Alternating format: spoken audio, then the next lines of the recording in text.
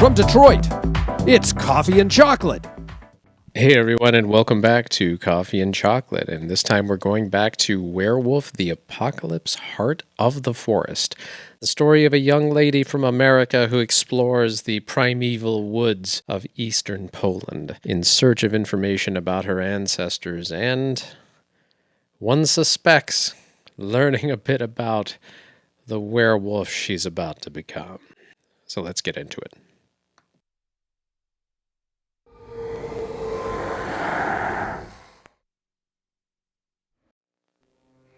Prologue. Premonition.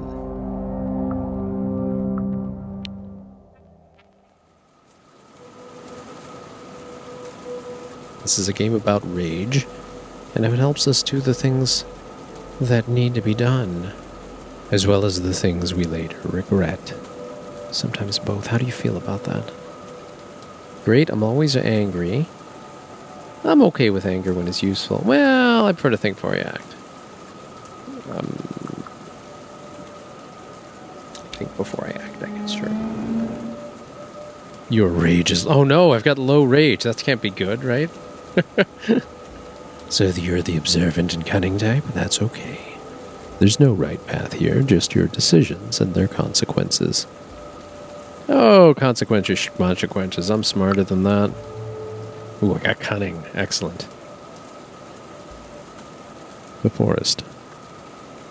The woods are full of stars. They flicker, come closer, run away. They want me to chase them, to play hide and seek. I observe. I watch as they dance around the tree trunks, float up on the gusts of wind that shiver through the branches and disappear among the leaves. There are words in their dance, but I don't understand them. Not yet. Then they bunch up and fly toward me like an arrow. Rushing down, they're soon upon me, but just before the spear of light pierces my breast, they disappear, and the dark of the night returns. In the darkness, the spirits keeping the forest alive whisper about the enemy. I begin to move, unnoticed, one with the night. And then I wake up.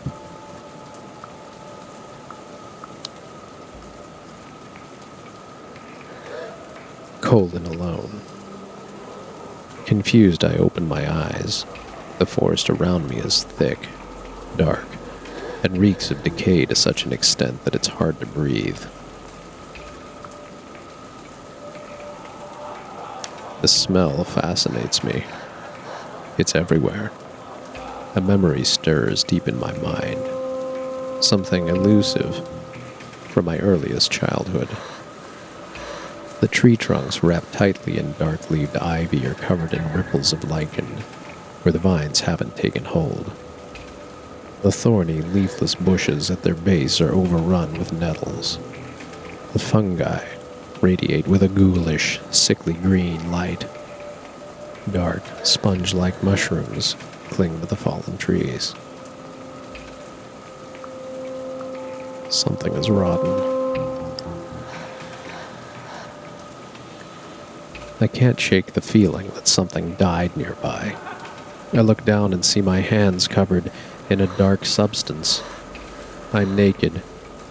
A sticky, glistening film of liquid is clinging to my skin.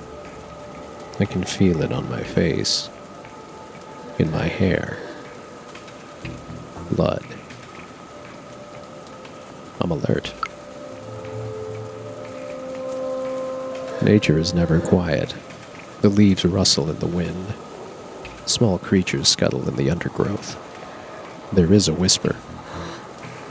I don't understand what it means, but the word resonates in my head. Garu. Who said that? There is a severed head right in front of me.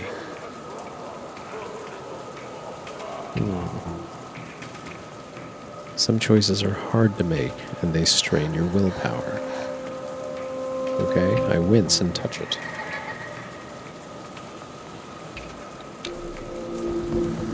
Overcoming my disgust, I gently touch its wet hair and watch as the head topples over.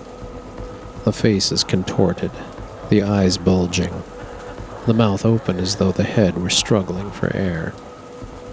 I look at it and start to laugh. And then eyes open in the darkness. Who is it? I can see their silhouettes, shades of jet black across the darkness. They smell of fur and moss and bloodied earth. Massive creatures, some with horns, some with antlers. Their eyes burn like small, fiery windows into hell.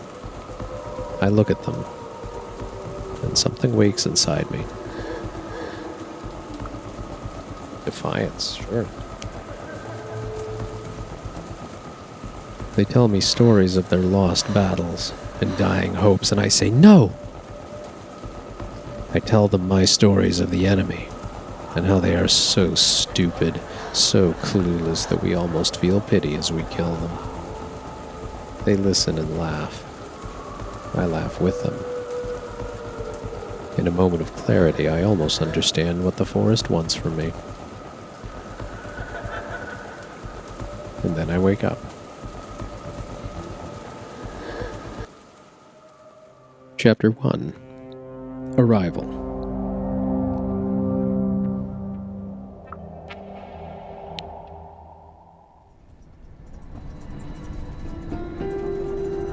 Maya! Maya! Wake up! I opened my eyes. My neck was stiff. I stretched lazily as I assessed where I was out of the corner of my eye. I wasn't in the forest anymore. I was in a bus. The sun streaming through the windows was making it hard to see. The girl next to me was touching my shoulder, disturbed. I laughed it off. Nothing like a power nap. She looked at me skeptically. You were laughing, like maniacally. I blinked. The memory of the dream was still there, and the taste of blood in my mouth.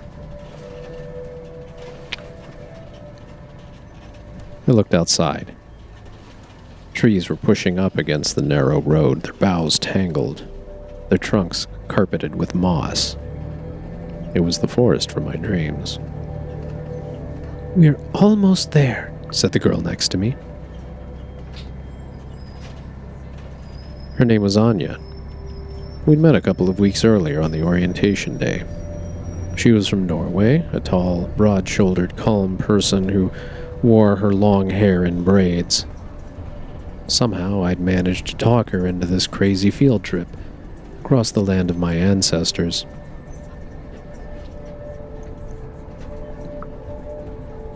She seemed excited. Anya reached into her backpack and took out 2 apples. I'm really happy we decided to come here, she said. Yeah, I said, offering some of my cabanossi, dried meaty sausages that were so much better than the original Polish ones back in the USA. I was glad Anya had decided to come with me. I had problems keeping friends around and really needed one. I did some searching, she said from over her phone. And this place is amazing. The last primordial forest in Europe.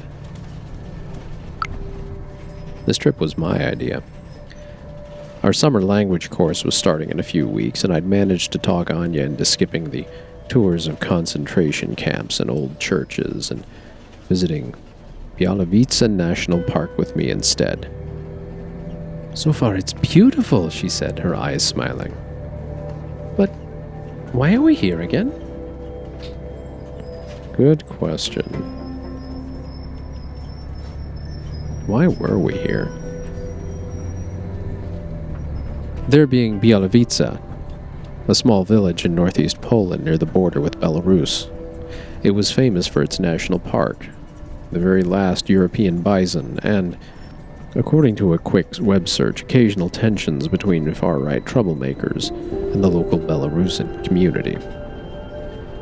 The most honest answer would have been because I've been dreaming about the forest since I can remember, but people didn't understand when I said things like that. I looked her in the eyes.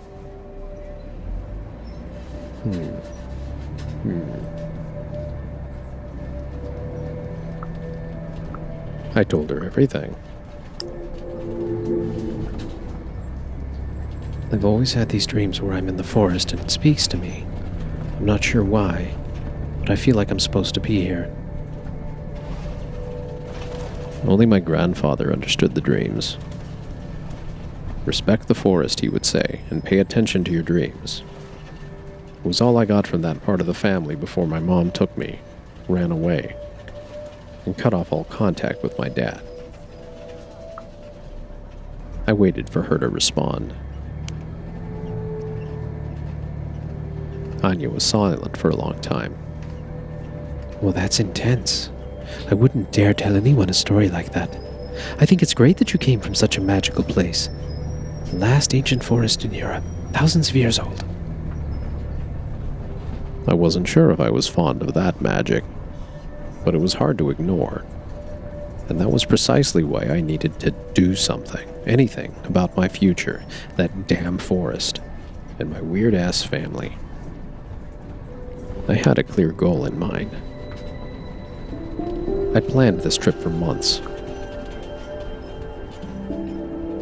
I had to figure out my destiny. Oh, I like that one. I'll do that one. My grandfather's cryptic remarks, the strange dreams, all the drama with my dad's family, something was coming for me, something big. I wasn't sure what to believe. Goal, fulfill your destiny. I wasn't sure if I believed in destiny, but I needed to understand what was happening. I was ready to face whatever fate had in store for me, but now I wasn't so sure if it had been a good idea.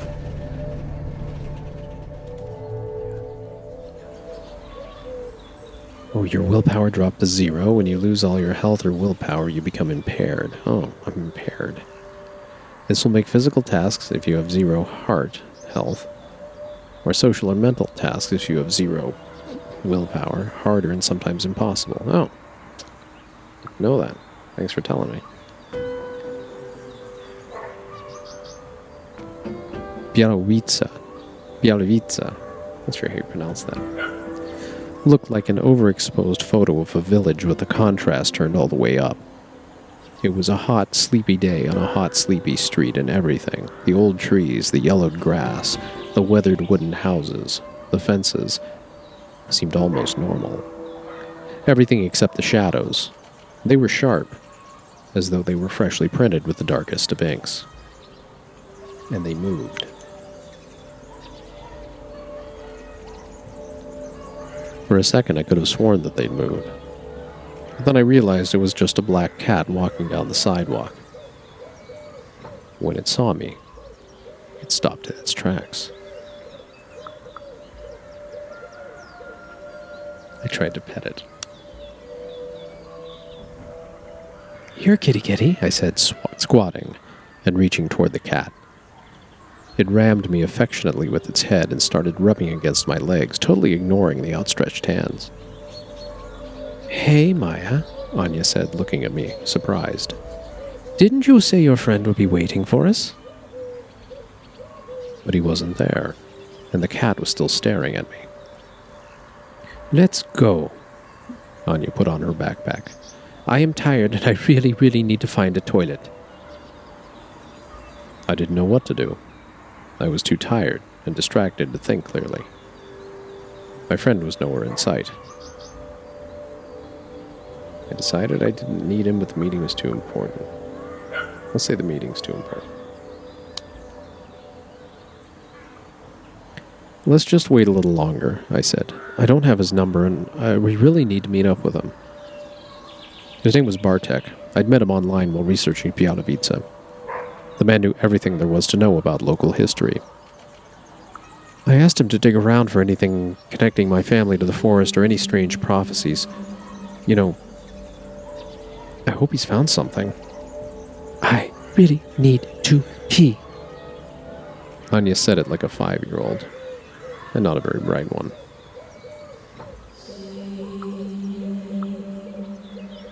I tried another approach. You know what? You go, and I'll wait here a couple more minutes and catch up with you. Have it your way. See you at the B&B.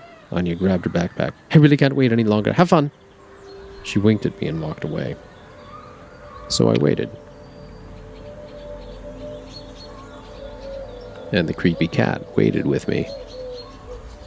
Bartek was 15 minutes late, flustered and apologetic. It was his dad's company, he explained while catching his breath. He'd had to help him out with some paperwork. He seemed uncomfortable. I thought you were on summer break. You said you study forestry. I do, but my dad has a lot of different businesses. One of them is loosely connected to wood, and so he uses me whenever he can. He rubbed his neck. Fathers, I shrugged. I could understand daddy issues. He was tall, broad-shouldered, and had freckles all over his face. Come on, I'll take you to your place. His accent was broad and very Eastern European. I caught him looking at me, okay. He kept glancing at me out of the corner of his eye. When I caught his gaze, I could swear he looked scared. We walked along the only street in the village, slowly making our way toward the outskirts. The trees were growing denser, their scent becoming richer and more pronounced. I took a deep breath. So, what have you found in the way of local folktales / creepy prophecies / weird shit? Bartek shook his head. Nothing. Absolutely nothing, sorry. He was avoiding my eyes. A trickle of sweat ran down his temple. He looked afraid. What's up, man? Spill the beans. I'm a big girl. I can take it. But he just clammed up. You know what? I think you should drop it. I stopped. It was almost too easy. He was scared of something. I felt hurt. She felt hurt. See how that works? I turned to Bartek and looked right into his eyes. Well, that's a bit unfair, don't you think? It was a long, uncomfortable ride, and I only came here because you said you had something.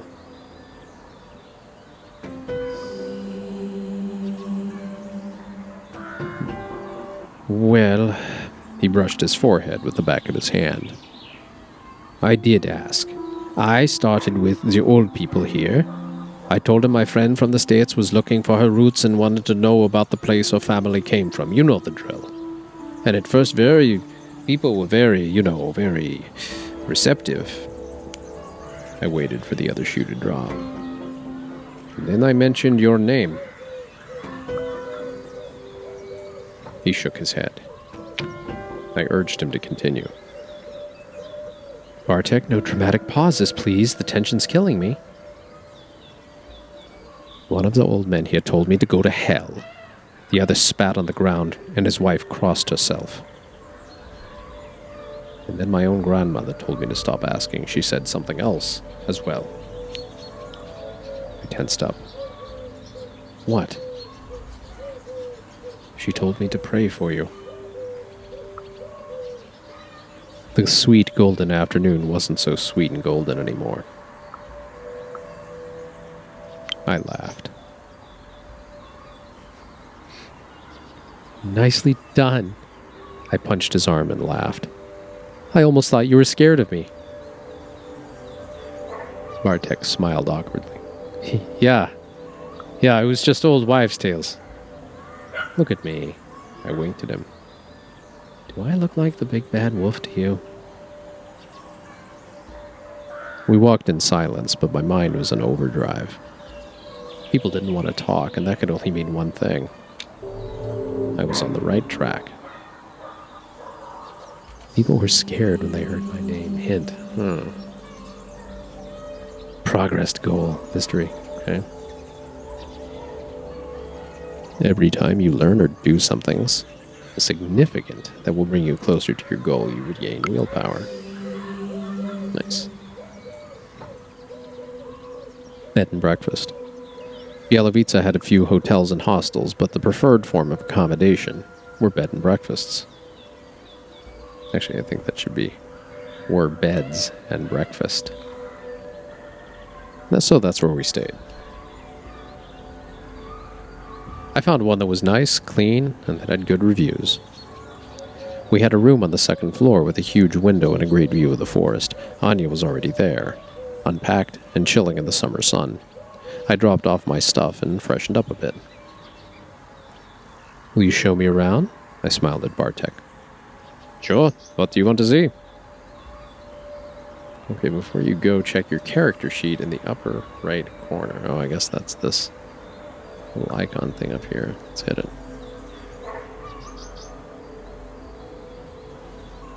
Ah, Maya Borodich. That's her name. Age 24. Student. American. Personality assessment. Inspiring, analytical, spiritual, cunning. Interesting. Healthy. Goal, mystery, fulfill your destiny. Pursue to regain willpower. People were scared when they learned that I was coming to town. They didn't even want to hear my name. Relations.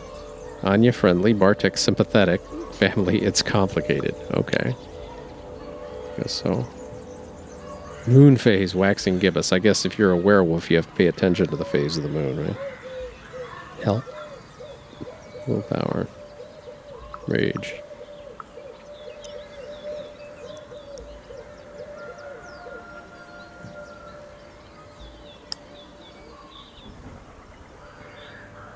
Bialowice was a quaint tourist town, but I had other goals in mind. I sneaked out. Oh, the lay of the land. I had a clear goal in mind. The land was calling me, and I wanted to understand my destiny. Tell my ancestors. No. Forest I dreamed about. I think we're going to the forest, right? That's what she wanted to see. So we're going right to the forest. Boom. Who's that? Into the woods. It was dark in the woods. Dark, humid, and chilly. The leaves didn't let through a lot of the sunlight. Daniel looked at us over his shoulder. Looked at us? How do you like her? We'd met maybe 20 minutes earlier. Bartek had told me Daniel was the best person to go to if you wanted to see the forest, so we found him, and now we're here. Oh, that's the us. I thought it was I was like, wait, we left the girl behind. I wasn't sure whom he meant. Do you mean the forest? I asked. Polish was a strange language that gave the most unexpected genders to objects and ideas. I mean Buzka. He gestured around us. The word sounded like the wind rustling in the leaves. Pushcha. Pushcha is the right word, not forest. Forests are like fields or orchards. Cultivated. He spat as he said it. And Pushcha. She is older than even the concept of fields. He was using the word as though it were a name. I looked at the Pushcha again.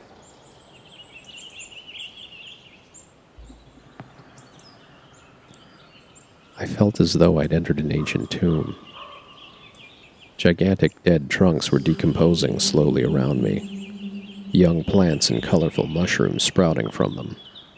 The trees that still lived stretched toward the sky like columns holding up the vaulted canopy which blocked out all but a few rays of sunlight. There was stillness, and there was movement. Darkness and light. If spirits existed, that place would be swarming with them. I loved what I saw. There should be more places like this, I said earnestly. Or more of this place. Daniel lifted his head and looked me right in the eyes. Yes, you're right, he said with a serious expression. He was a strange guy, slender but muscular. Not the CrossFit type. It was more the kind of strength you get from working all day long in the open. His skin was weather-beaten and bronzed by the sun, like tanned leather, and he moved in a very deliberate way.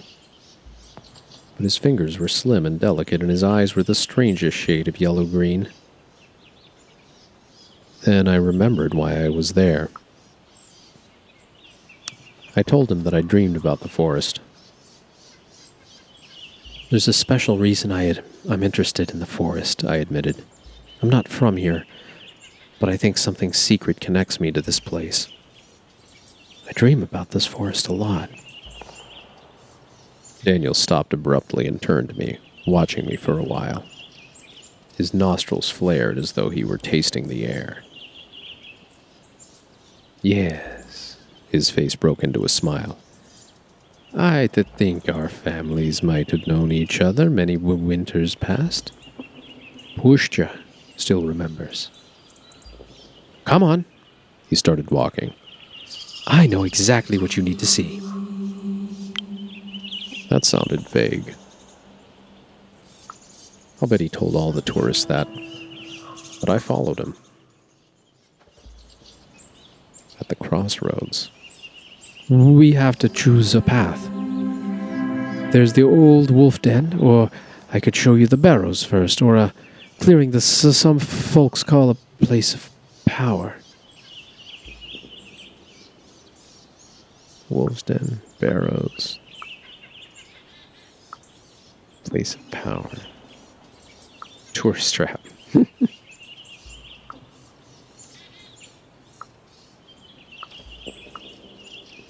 Let's go to the power place. Let's not mess around. Just one small thing.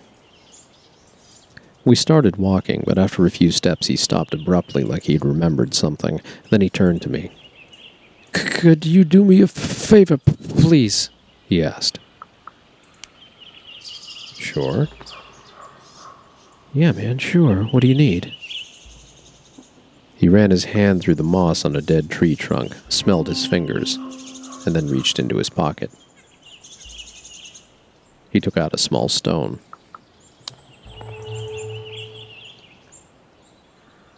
I felt my fingers itch. The stone was valuable. I wasn't sure why I thought that, but there was something possessive about the way Daniel held on to it. I would like you to take this stone. He held out his open hand toward me. And throw it in the direction you think we should go. I did as he asked. Okay. I took the stone and closed my hand around it. It felt alive. I could feel it pulsating. I closed my eyes and thought about the place of power, trying to imagine that place. I felt light and smelled hot air. My hair stood on end. I threw it. I felt my hand rising entirely on its own and then throwing the stone as far as I could. When I opened my eyes, there was a path where the stone had fallen. I hadn't noticed it before. Okay. Let's go. What was the purpose of this? What was that for? To introduce you. He answered with a faint smile before he turned to head deeper into the forest. Bartek gave me a thumbs up. It crossed my mind that the two might have known each other for a long time. A buzzing in my ears. It started with the hair on the backs of my hand rising. The air around me seemed brighter, lighter. The leaves in the tree trunks turned yellow and my skin started to prickle. I realized that I couldn't hear anything except for a low buzzing that was filling my ears. Couldn't think. Words appeared and disappeared in my head faster than I could notice them. I had to do something, snap out of it. I took a step back. I looked around and noticed there was a clearing nearby with some kind of wooden construction on it. There was also a shadow, a silhouette of a person moving slowly, deliberately. The clearing was a plateau between huge boulders. There were double-trunked trees between the rocks and an angular wooden construction that stuck out of the ground like a sore thumb. There was a bike leaning on it. But more importantly, there was a man, and he was moving in the most beautiful, harmonious way I've ever seen. He was hypnotizing. I looked at him for a moment, at the way his muscles danced under his tanned skin, trying to trace his movements. Before every grand gesture, every stretch, and every push, there was a micro-movement, an impulse from his core. But I could feel it was even deeper. The energy that had been filling me earlier took form. It was flowing in rhythm with his steps, with the flow of his hands. The words came out of my mouth seemingly without my knowing. What did you do? He smiled. It was a little bit complicated. He stretched his hand toward me. I'm Cornell. Shouldn't you be on the logging site? Daniel asked him after I introduced myself. I need to center myself. The others are still there, don't worry. Center himself here?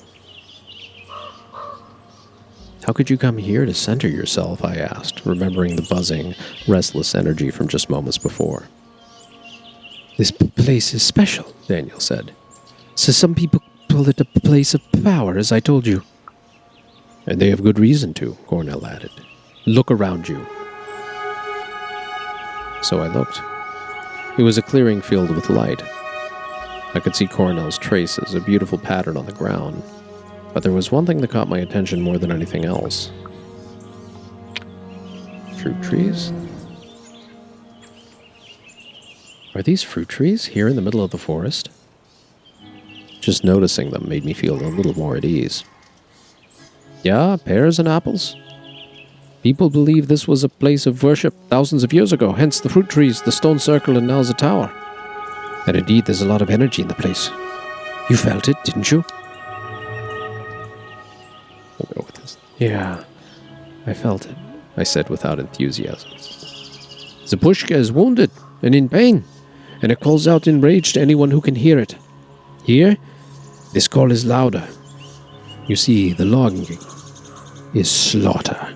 His eyes darkened. He looked at the trees for a moment. Every priceless thing can be destroyed by greed. Logging is illegal, of course, but illegal is sometimes just a way of saying a bit more expensive, but still profitable, especially for huge corporations. The forest is hurt. The wound is getting bigger, as is its desperation.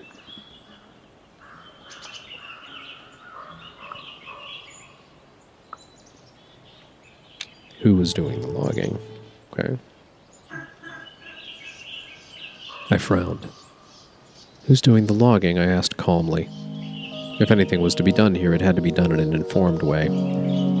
Cornell regarded me for a moment with a faint smile. You have a connection with the forest, don't you? You should come to the logging site and meet everyone. Bartek rolled his eyes. Maybe he could help me with the dreams. She's on a mission, right? Let's think if we can stick on that. I looked him over for a moment. Hey, did any of you maybe have strange dreams about the forest before you got here? He looked at me, a look of concern in his eyes. As I said, you seem to be connected with the forest and very sensitive to things that are happening here. Pay attention to your dreams. Especially tonight. This place is known to communicate that way. He jumped suddenly and looked at the wooden tower and the bike I'd noticed earlier. The Schwalbe is getting restless. And as Daniel pointed out, I should be on the logging site setting up the protest. Schwalbe? What is a Schwalbe? He named his bike Swallow, Daniel explained. He loves it very much. Cornell grinned. Oh, I do. Nice meeting you, Maya. So the forest was speaking to people, huh? Hint. My dreams may reveal the future. All right, we've progressed. So the forest was in need, and it spoke to people in their dreams. Was it my destiny to answer the call?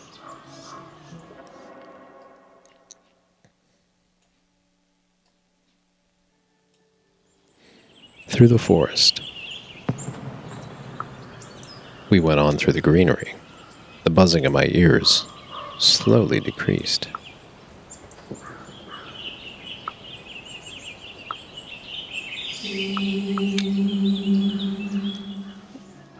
To the wolves' den. The old den. Let's do that. The first thing I noticed when we stopped was a pine tree. Pine tree I knew. I remembered it.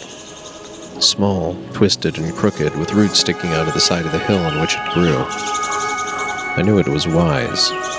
Every bend of every branch held hidden knowledge that was waiting to be discovered. Months before that, when I decided to come to Poland, I dreamed of that tree. I was sure of it. Just like I was sure that under its roots I'd find a burrow, and a few feet away another one like two dark eyes gazing at me as I approached. Daniel passed me and approached the tree. He pressed his cheek against the trunk. "Hello," he said quietly. Hello again. Daniel looked at me with surprise, but didn't comment. Bartek sighed and shook his head. "Yes, hello," he mumbled, hands in his pockets. "This is the den," announced Daniel. "It's abandoned, of course, but still worth seeing." "Why was it abandoned?" "What happened?" I asked. "Humans happened," Daniel sighed. He sat under the tree, leaning his back against it. "It was a hot spring morning when they found this den. No one knows who the men were. Even though it was only one human generation ago, there were 6 cubs here under the roots of the tree." He'd stopped stuttering and seemed to enjoy telling the story. And I enjoyed listening to it. There was something calming in his voice and the way he talked. His slow gestures and wistful eyes made me feel as though I was with the cubs on that hot spring morning. "I don't think they wanted to hurt the wolves," he continued. "They probably thought they'd been abandoned. That's why they took the cubs with them. Humans have this instinct that makes you try to befriend everything, especially if it's dangerous. Not befriend, enslave." I didn't disagree. Yeah, we were like that. Yeah, we are something like that, aren't we? I smiled. "I'm not saying it always works out, but the intention is good, and I believe the men who kidnapped the wolves wanted to do something kind. Anyway, they took them. Out of the 6, 2 lived to see the cold summer that year. The wolf mother used to come to the farm they were at and howl. People went gray if they heard her. I knew that howl. I knew exactly how it sounded, and I felt despair and longing gnawing at my soul.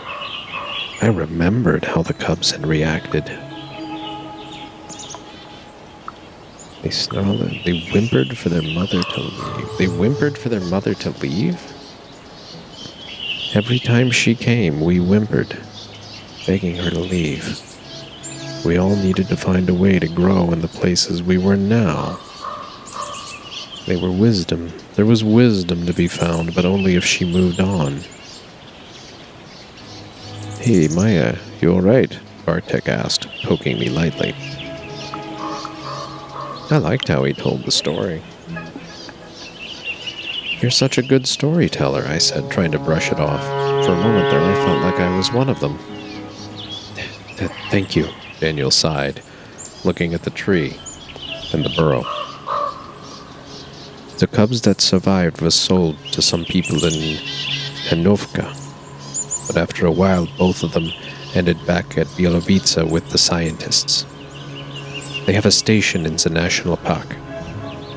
One of the wolves, Kazan, was a celebrity of sorts. If you saw any wolf photos from there, they were probably of Kazan. He was even on postcards.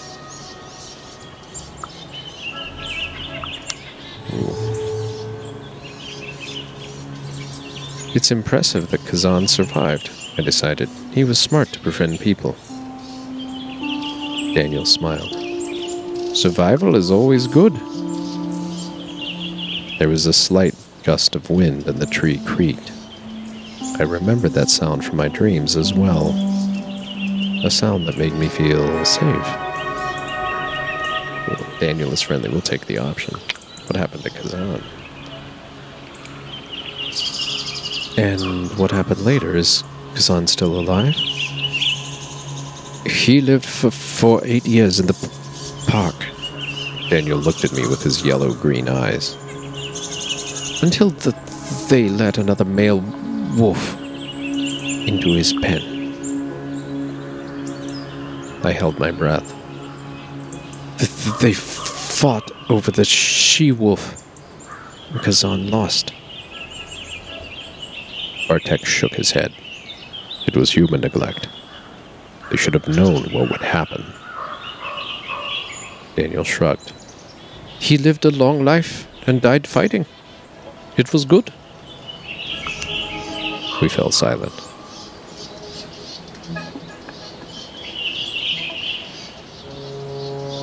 He looked at the barrows for a long time. This place is my friend, so I try to keep it important and respected. I think it's my mission, you know? I could relate to that. It's not weird, it seems fine. We know what he is, of course. I think I understand.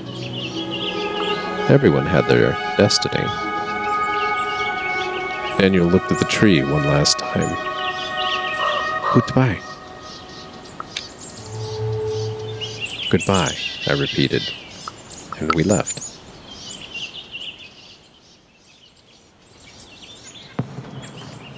Between the trees.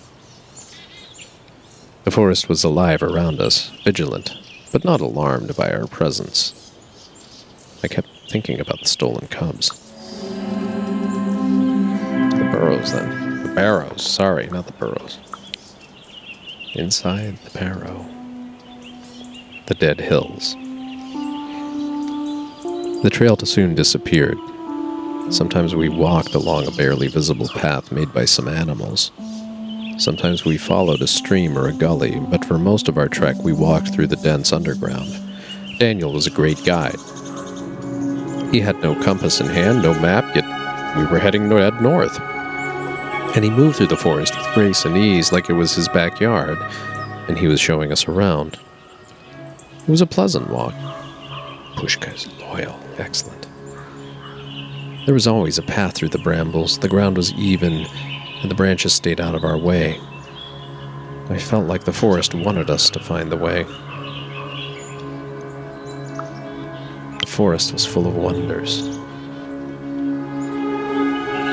I couldn't decide what to do. I wanted to see, hear, touch, and taste everything. Wild strawberries were hiding in the bushes, fresh and sweet. Leaves glistened with droplets of dew. Snails, pebbles, strange plants and mushrooms, armies of ants marching across our path. Everything was a treasure. It was as though the Pushka was showing us the best it had to offer. Ooh, I took what I wanted. I resisted the temptation. I took what I wanted. Yeah. I couldn't resist the temptation, and when I spotted something I liked, I took it. The best fruits I'd ever tasted. Unforgettable. More real than everything I'd ever tasted. We continued in silence. We'd been walking for a while when I noticed that Daniel's steps had become slower. He was also looking around more often, and he hunched slightly. I just enjoyed the moment. I sat down on a fallen tree trunk, looked around, and enjoyed the afternoon. After a moment, Daniel shook his head. They're tricky to find sometimes. Be quiet for a minute, please. That's when I felt it. Ash in my mouth. The smell of smoke and wet soil. And a pull. I knew where to go. I know where to go, I said, surprised. He tilted his head. Oh, okay. Let's check it out. I pointed to the barely visible path to my left under a dying tree. He followed me, and I followed my feet, knowing exactly where they should go. Under the crooked tree, past the dead tree trunk and the sponge-like mushrooms, across the patch of wet, dark green moss, all the way to a place that didn't look much different than other parts of the forest, until you noticed the mounds. There was something about the flattened hills that drew my full attention. I could remember.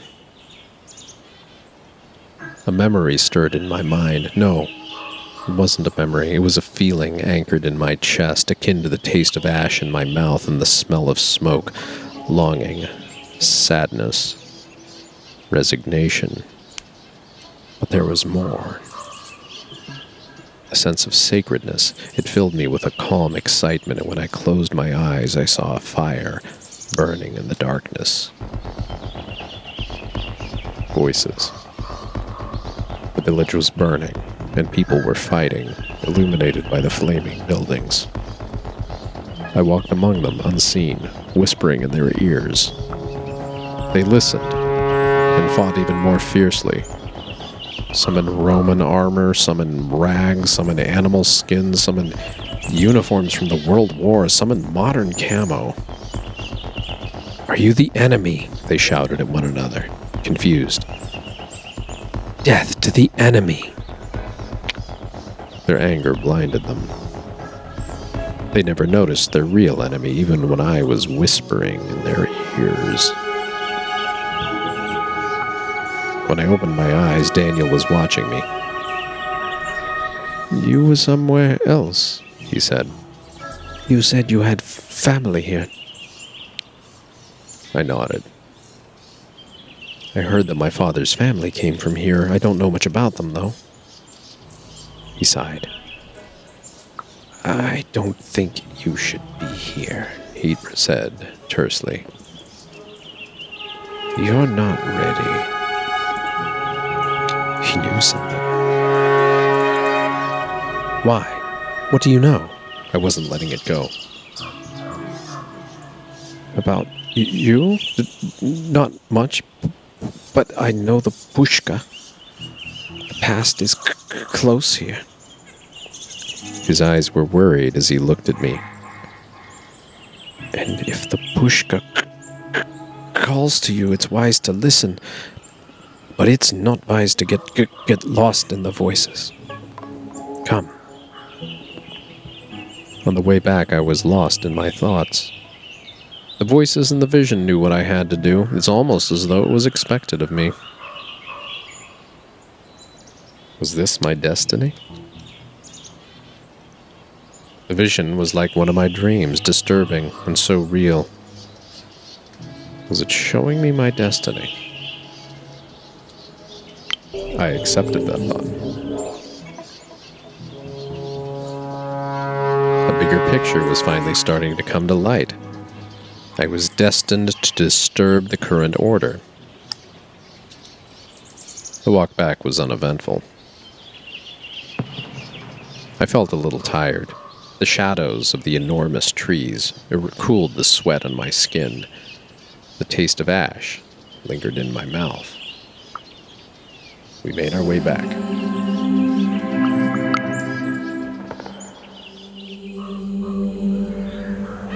The first evening. The B&B was quaint. I waved Bartek goodbye, took a deep breath, and went inside. Anya was sitting on her bed, drinking tea. So, what did you see? Oh, I went to the forest, of course. I mean, it's the most important thing here, isn't it? I made a quick mental inventory of everything that had happened.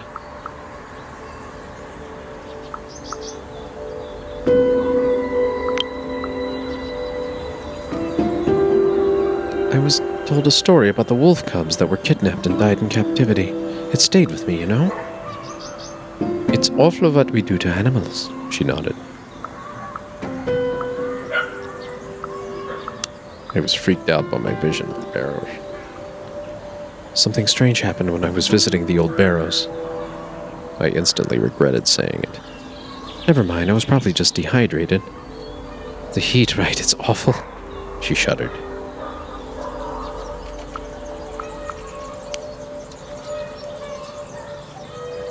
There's something strange about the forest guide. I tried to put my finger on it.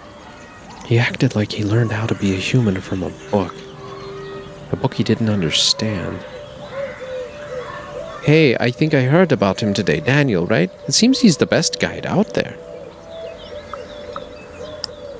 Place of power.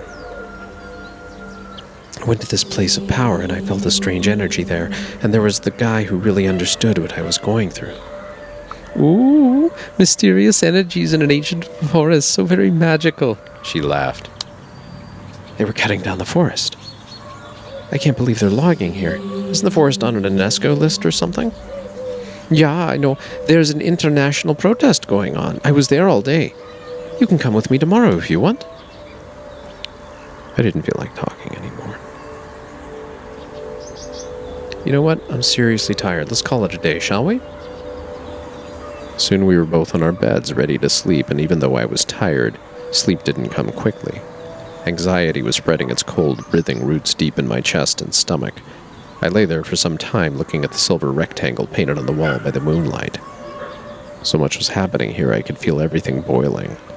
Lots and lots of threads entwining. And I was one of those threads. And my role would soon be uncovered. I felt I was getting closer to my answers. I felt that the answers I was looking for were within my reach. I should go and see the logging protest, find Cornell, and make him talk. After a long while, all these thoughts became blurry. They slowly started to turn into pictures, sounds, and colors. I drifted off. Night in the woods. Two black holes underneath a crooked tree stare into the night, quiet and vigilant. I tremble. Something's coming. It's huge and monstrous. I'm a cub. Like the ones that my grandfather told me about, I will grow and my fangs will become sharper. I will taste blood. I feel a pull and I surrender to it. I run toward a clearing. There are piles of fresh corpses of people who died too young, skinned and mutilated.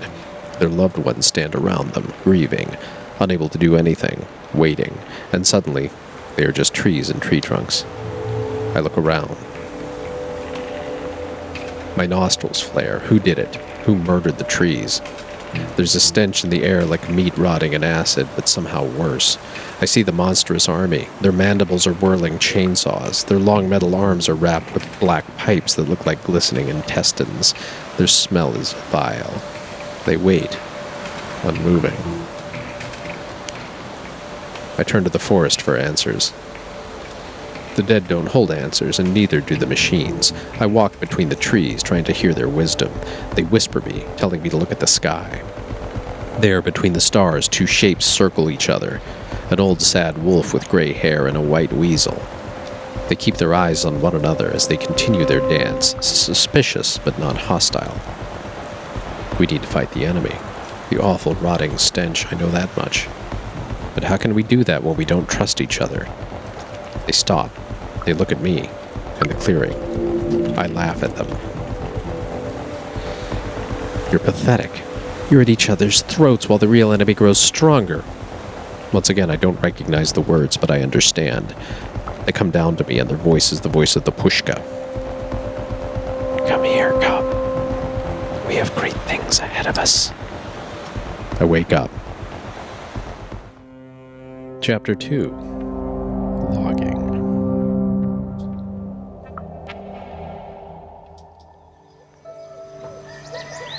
the day after.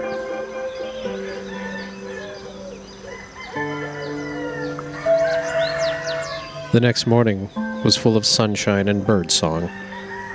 I could smell the heat of the afternoon building, those long, honey-like hours in late June when the earth isn't tired of its own warmth. Yet. But it was crisp and pleasant now. I got up. I sat on my bed for a moment, letting my feet dangle. I felt overwhelmed. The weight of the previous day had coiled up somewhere in my chest, and I didn't really know what to think about everything I'd learned. And then I remembered the dream. The clearing. The animals in the night sky, waiting for me. I took a shower, ate something without really paying attention, and went out. Anya joined you.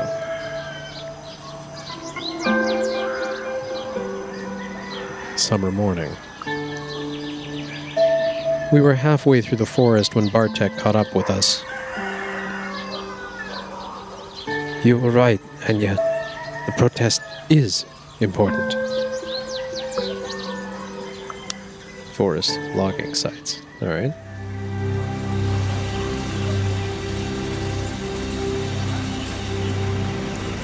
Against the machines. As I walked toward the logging site, I noticed there were more people heading that way. A police car, a couple of SUVs, a TV truck, young people on bicycles, a green Land Rover from the Forest Services. When I got to the site, it felt utterly surreal, like I'd stepped on a movie set. I told the protests had gained some traction, said Anya. So what do you want to do? Slow drawing. She's focused on the destiny thing, so we're going to stick with that, I think. I need to figure out what I'm destined to do. I looked around. On my right was the ancient forest. On my left, the freshly torn clearing. Ahead of me, ruining the view, were huge logging machines and a group of people arguing in their shadow. Nobody paid any attention to me, which was good. I needed to play this by my own rules.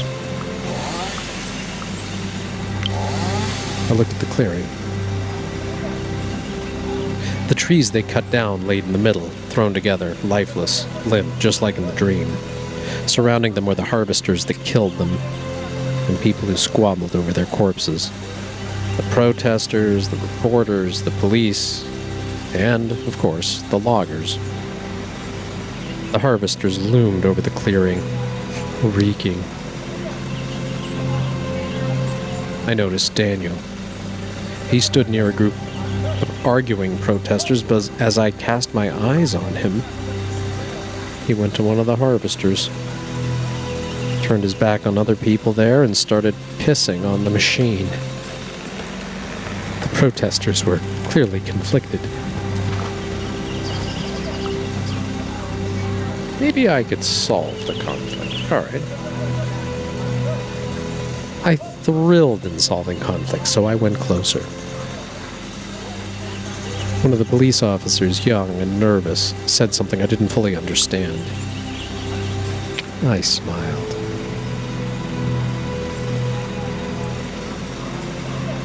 And said, "I don't understand," in my best Polish. He smiled back. "Oh," he said, "you're one of them. Then let us go." And then I noticed that someone had used the commotion to sneak with us past the police. A girl with disheveled, bleached-out hair. "Don't worry," she patted the officer on the arm. "It was an awful pickup line anyway." He recoiled. You shouldn't touch me, ma'am." I smiled. I smiled at her and wanted to say something, but I was interrupted. "Pat!" Cornell called her from the gathering. would you come here? I need you to show Olga that chart. She sighed, reaching to her backpack and taking out a tablet. And they're at it again, she murmured under her breath and winked at me. Coming! As I walked toward Daniel, I heard more and more of the argument. Olga, you can't, Cornell was saying. Pat stood next to him with her tablet. She looked amused. Olga! Do not fucking tell me what I can and can't do, Cornell, the woman with dreadlocks interrupted. I can, because they're destroying our mother. I can fight with all the means at my disposal, even if that means burning those harvesters to the ground. Cornell raised his eyebrows. Burn the harvesters in this drought. Olga, are you out of your mind? You know what I mean. We fight them any way we can because this is a fucking war. She spat. He sighed. You've never seen a real war and it shows. Nobody is shooting at us. And believe me, we want it to stay that way. We need a peaceful protest. I approached Daniel. Hey, can we talk?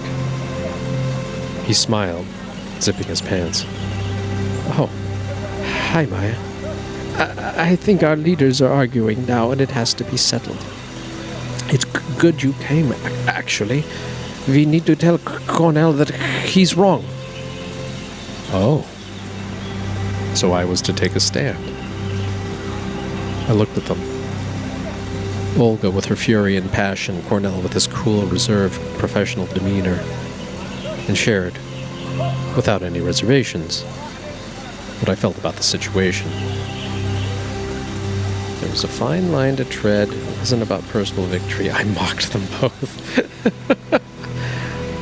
I'm like, I kind of want to mock them both. What? Do I have any, what? How am I role-playing this so far? Okay. Well, actually, I'm getting along with everyone, so I don't want to do that. I'm going to say it's not about personal victory. Honestly, there are a lot more solutions than violence, I said in a clear voice. And I think that saving the forest is more important than winning a war or a dispute. I only inflamed the situation. The argument attracted more and more people. Someone old shook their head and moved forward. They had wrinkles, a narrow mouth, and the unisex grace of a tired, heroin-preserved rock man. I don't dig that style, so I'm going to say they looked out of place. Shoulder-length, disheveled hair. You spelled disheveled right this time. A clean shave and eyes highlighted with eyeliner. Bright blue nails, heavy army boots, a red skirt, and a tank top completed the look, and pins, lots of them, all kinds of LBGTQA+ flags, anarchist and pacifist symbols, and I think some German band stripes. So the question is, does the pacifist symbols mean peace here or war? Olga, darling, you know I love you, but Cornell really knows what he's doing. Please trust me on that one. He talked to Olga, but he kept glancing at me as if to check how I reacted. Fuck off, Kim. You don't even trust me enough to come here on your own when I asked you to. There was a woman at Olga's side. Next to Olga, well, there stood a woman, and she was the most beautiful person I'd ever seen. I couldn't help it over here.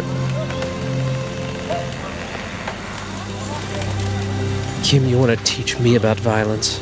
About fighting oppression just because your boss went to, what, one mission in Afghanistan? Her Polish was peculiar, kind of mellow. Lisa, Cornell winced. Leave Kim alone.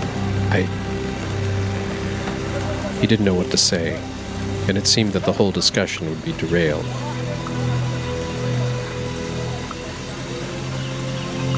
I didn't let that happen. Hey guys, the forest? The logging? The protests? Olga unclenched her fist. Cornell looked back at her and chuckled softly. You almost punched me. The conversation was over, at least for the time being. Cornell, together with his cronies, walked toward the reporters while Olga went back to the group of people standing in the shadow of an old oak tree. I looked at the forest. I looked at the pushka. The clearing full of felled trees was like a gaping, bleeding wound at the chest of a friend. I had to do something. I looked at my friends. We have to stop this logging. Yes, just like Olga said. What they're doing is unforgivable. We have to fight. Anya said, excited. It is a very complicated situation. Bartek looked thoughtful. I like what that guy Cornell said. We should proceed peacefully, not to discourage the public and potential supporters. I looked at one group. I looked at the other.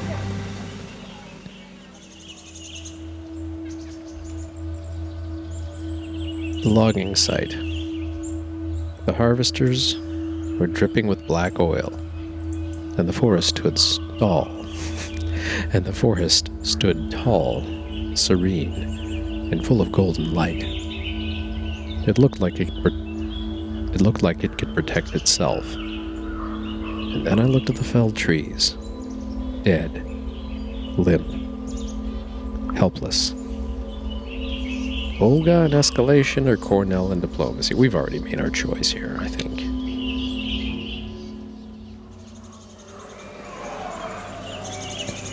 In the limelight, Cornell owed me some explanations. Hey, wait for me. I shouted and ran after him. Hello, Maya. I see you haven't come alone. He reached out his hand. He was right in the discussion with Olga. I heard you talking, and I think you were right. Was I? I couldn't tell if he was amused or flattered. His eyes were an uncanny shade of gray. Kind of a bad boy. He acted like he knew he was sexy in that bad boy hipster military way, if you're into such types. I wasn't. Cornell looked me in the eyes. I know what you dreamed about. The forest is under attack, and you came here to play your destined role in saving it.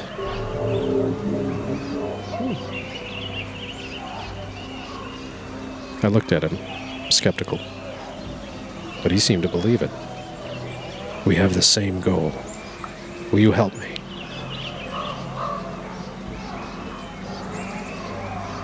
But before I could answer, I heard a commotion and turned around. The reporters were coming our way, but their cameras were switched off and pointed at the ground. I had an idea. Ooh.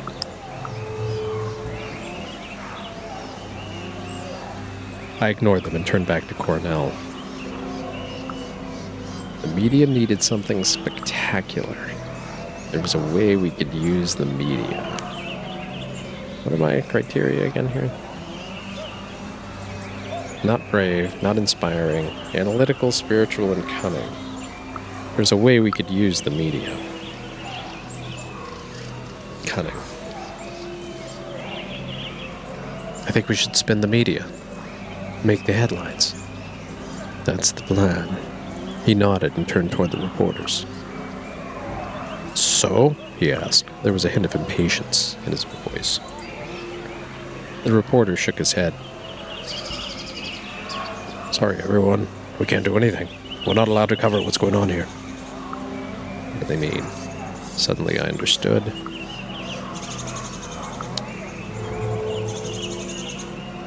Suddenly I understood. The police weren't there to protect the protesters or the press. Yeah, it must be hard to do your job when the police is watching your every step, I said. They nodded. There was a moment of tense silence, and then it all came together. I understood the dream. That was the moment I was destined to intervene. Ah, inspiration. I see. So they're cluing me in as to what I should choose here, right? So, inspiring? No. Understand? Maybe. Use? Yes. We could still use the reporters. Keep talking. I looked at the protesters. Their frustration was getting to me. They didn't have any real plan. They were a ragtag bunch thrown together by circumstance without a real plan or clear purpose. I looked around, put my hands in my pockets, and wandered toward the journalists. The cops were scared. I just wanted to be heard. I asked for a cigarette.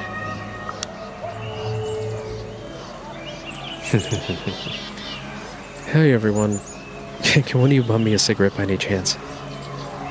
There were 4 packets offered and twice as many lighters. I took a Marlboro, lit it, and flashed my biggest, broadest smile at them. Unspectacular as it was, I managed to connect. So I acted on it.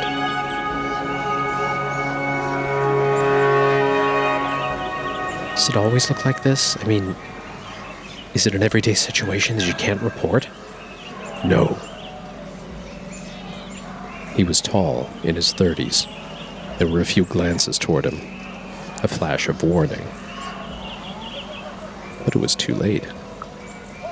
So why were they in Bialowice at all? Press neutral. Uh-oh. Wait, so why are you here at all? And then it hit me. You were sent to find some dirt on the activists to get something that would compromise the protests. They looked at each other, then shrugged, as if a decision had been made. Okay, what do you have for us? One of the reporters said, turning to Cornell. I want you to meet Dr. Patricia Myers, he said, presenting the somber woman with the short, bleached-out hair. She was wearing all black. She's a specialist in endangered species and has something very interesting to share with you. It was Pat.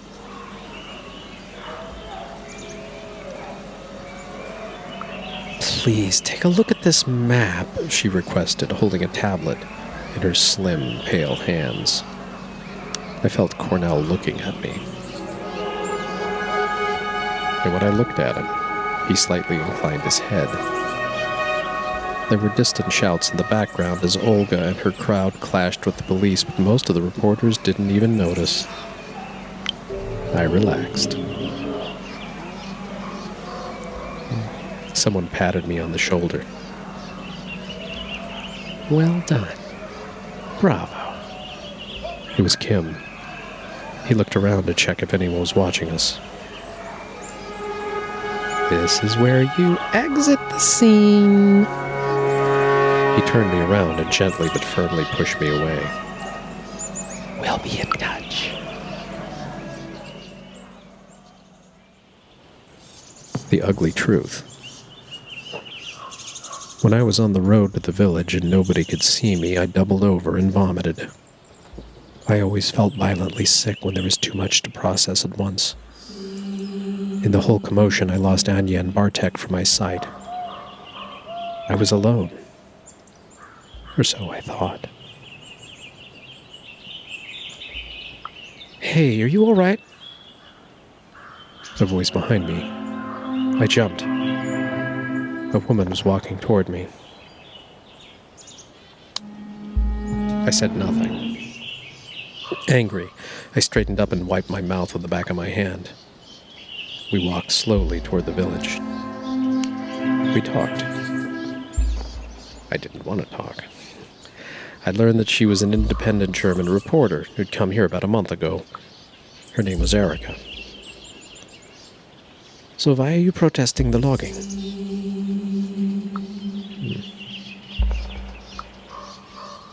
For personal reasons. prick came here for personal reasons, and I've dropped right in the middle of some eco-guerrilla campaign. I shrugged. And for many reasons, my interests are aligned with the protesters. Why are you asking? She looked at me. Do you know why they are cutting down the trees? Because you do know that logging is done by a government company, the state forests. But why? Why are they doing this? I wasn't sure if I understood. Shouldn't the state forests take care that the forest was healthy? Erica reached for her notebook. It all started with spruce bark beetles. Erica looked into her notes and started explaining the whole situation. That year the beetles' infestation was of catastrophic proportions, and the foresters decided that the only way to stop it and save the rest of the forest was to cut down as many infested trees as fast as possible. Was cutting down trees necessary? Is cutting down the trees the only way to stop the infestation? The foresters state this is the only way. Some biologists argue they are cutting the wrong trees and doing it too late to change anything. Couldn't they just remove the dead trees? I tried to find a solution. They might do that. But dead trees are what make the forest unique. Erica smiled. There are 20 times more species living on a dead spruce tree than on a live one. Was the logging legal? I wanted to know. Opinions differ, but such massive logging in an UNESCO-listed area might be illegal. Did they have to intervene at all? Couldn't they just leave the pushka alone and let nature take its course? That's one of the options, but there's a drought, and no one is sure if the forest would survive on its own. The situation was more complex than I thought, and Erica's answers did nothing to clear the picture. I tried to understand her point of view. I see that you are trying to show me the whole picture, and I appreciate it. I sighed. I just hoped there would be an easy answer. I am just doing my job. I describe all aspects of the situation to you, but it's up to you to decide what you want to do. It was a tough decision. At least I was sure that they were cutting down the trees and that the pushka needed my help. I laughed at her. Do you really think that you can walk through life just presenting facts and not taking sides? I asked, laughing. Yeah, that's what I do. Doesn't work for me. When I'm just an observer, I'm not changing anything. She looked skeptical. You're not the only one feeling helpless. I'm just helping you make an informed choice. I said nothing. There was so much to process at once, everything that happened at the logging site.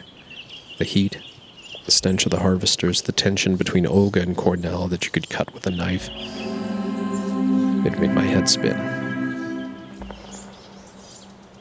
What's the matter? She asked. I admitted my helplessness. I shared my fear. I mean, what is the fear if it wasn't helplessness? Let's find out.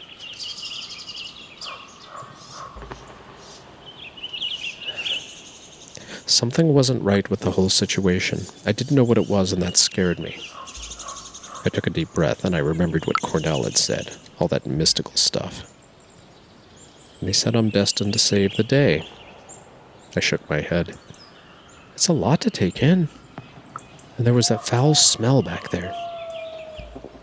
She looked at me with a weird expression. What smell? How come she didn't smell it? The harvesters reeked of something like meat rotting in acid, only worse. I couldn't find the words to describe it, but the memory of the foulness still stung, clung to the back of my throat, swimming in my sinuses.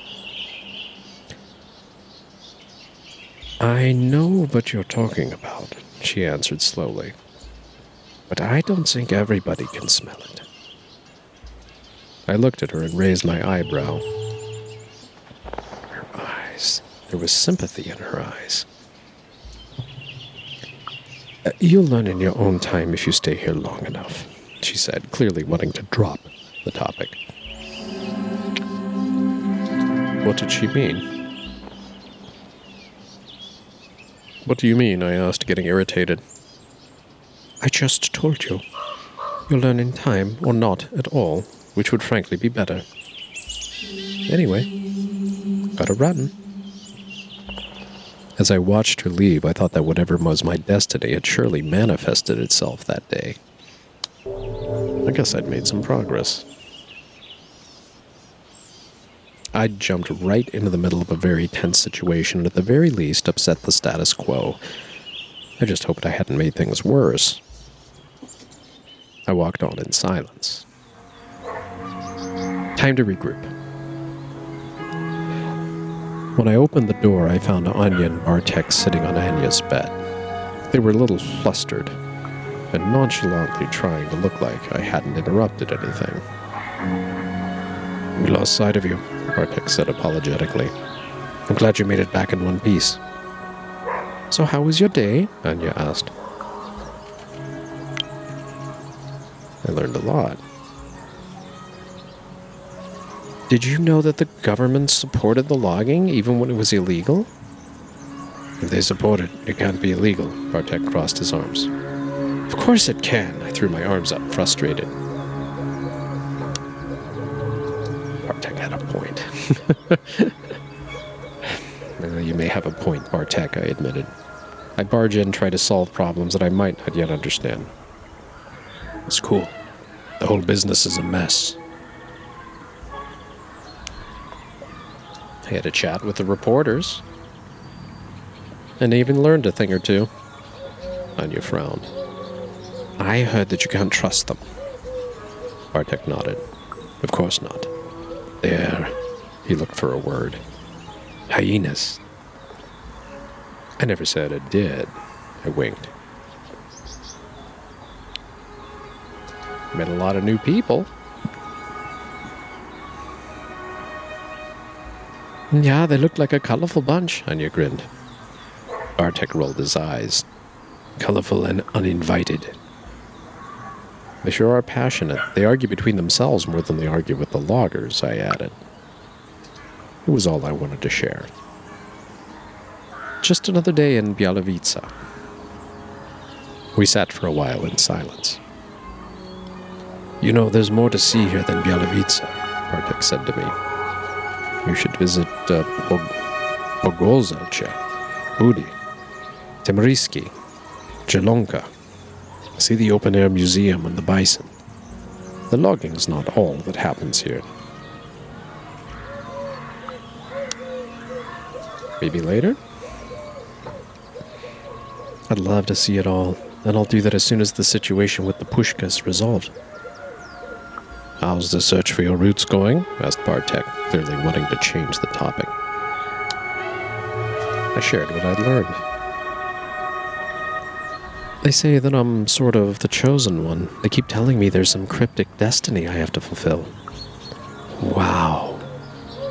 Anya looked impressed. Honestly, I'm not sure what to think. But if you need something, just let me know. I was tired. The day had been full on, and I was exhausted. I didn't notice when I fell asleep. I can do anything. It's quiet now, yet I know deep down inside that something isn't right. I keep walking. To the logging site. It's getting dark. The light seeps away as though there are millions of tiny punch holes in the sky through which it can escape, and then the darkness starts to pour in. I welcome the darkness. It's thick, oily, snake-like. It wraps around my ankles, caresses my wrists, then takes my hand and leads me to the site. It's full of maimed bodies. They're all trees. Fallen trees. Still alive. Still struggling for air. And then there's the stench. I can smell them. The stench is dark, rancid, putrid. There are monsters at the edge of the forest.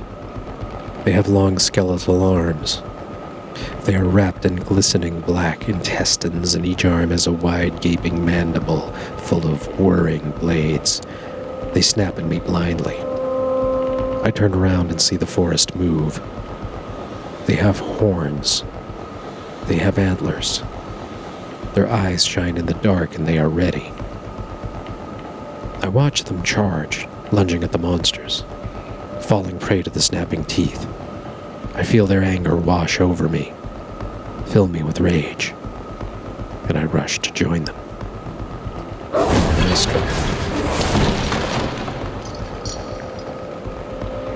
I move unseen and unstoppable, breaking necks, tearing at arteries, ending lives, and then I am the only one laughing. And then I wake up. I gasp and bolt upright. I was alone, the sun was setting, and in the deep red light the room looked like it was bathed in blood. My pillow and duvet were on the ground and I was sweating bullets. I looked at my legs. When did they become so hairy? Could have sworn I shaved them that morning.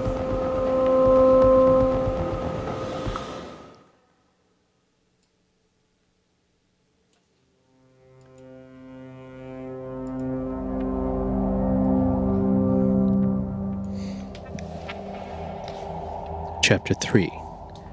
Standoff.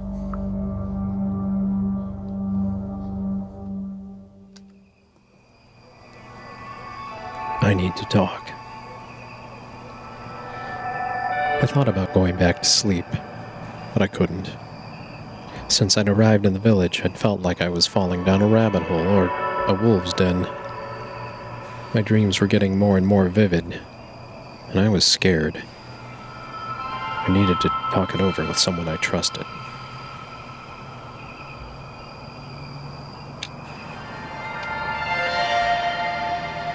Cornell knew a lot about the forest and spirituality, and he seemed to like me.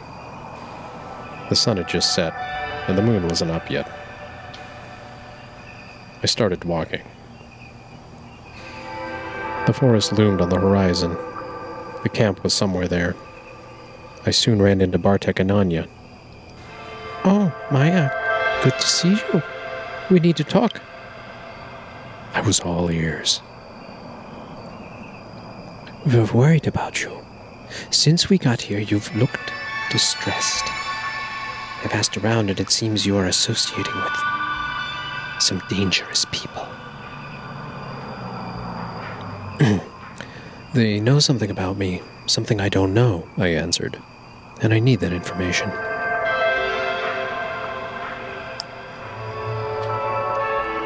But I had to go alone.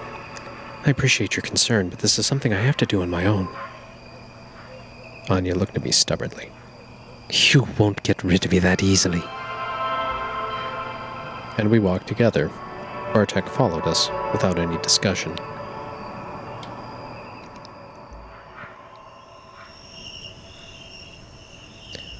The camp had different vibe than the logging site protest. There were more people there. We looked around trying to take it all in. The people in the camp seemed quite cheerful. The smells were intriguing. There were tents, and I could smell some bacon in the air. People were milling about, setting up camp, singing, preparing posters. It was a joint effort. And I was hungry. My stomach growled. "I have no idea what your plan is," said Bartek, "but you have my full support." I needed to see Cornell. "Hello," I said as I approached, and he smiled. "Hello," he said. "What brings you here?"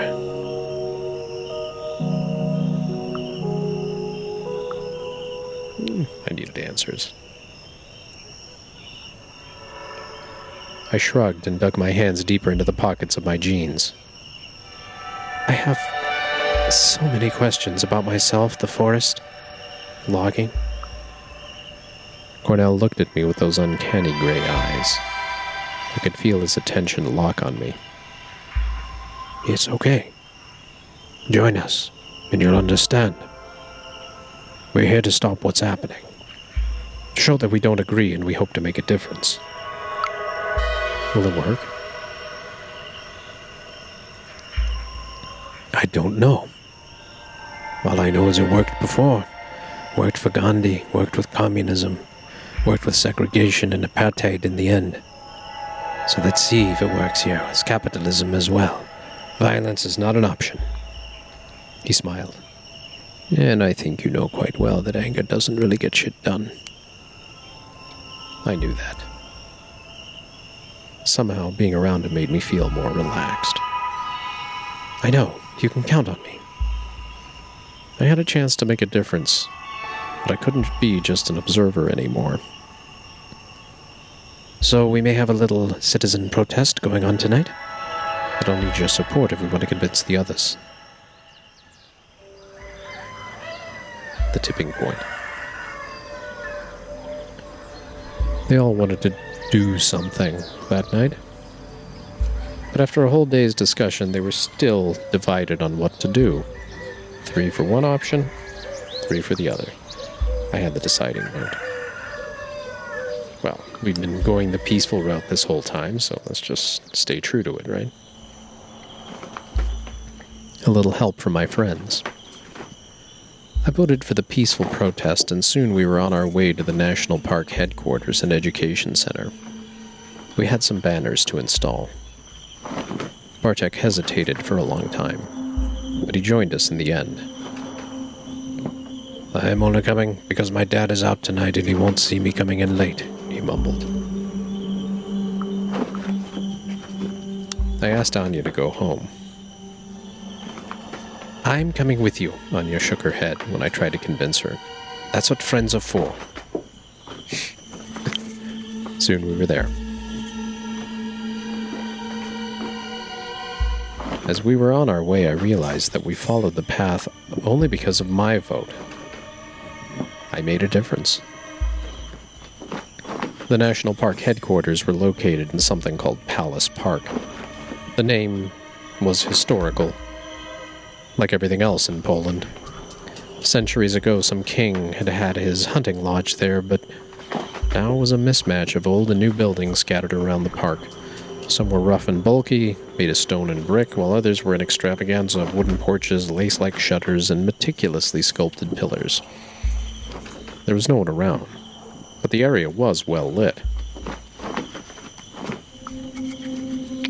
I looked around. The moon was hidden behind the clouds, and I didn't see any stars in the sky. If you didn't count us, the park really seemed empty, dead, even. I remembered the church located just next to the Palace Park gate. I could feel its dark silhouette looming in the difference. Looming in the darkness. Waiting. We were ready. They'd spent the whole day painting the sign on a length of material sewn together from what looked like old sheets that were various shades of gray-white. The dark green letters declared, "Wood is the enemy of the forest." Where do we hang it? Asked Daniel, who'd come equipped with some climbing gear.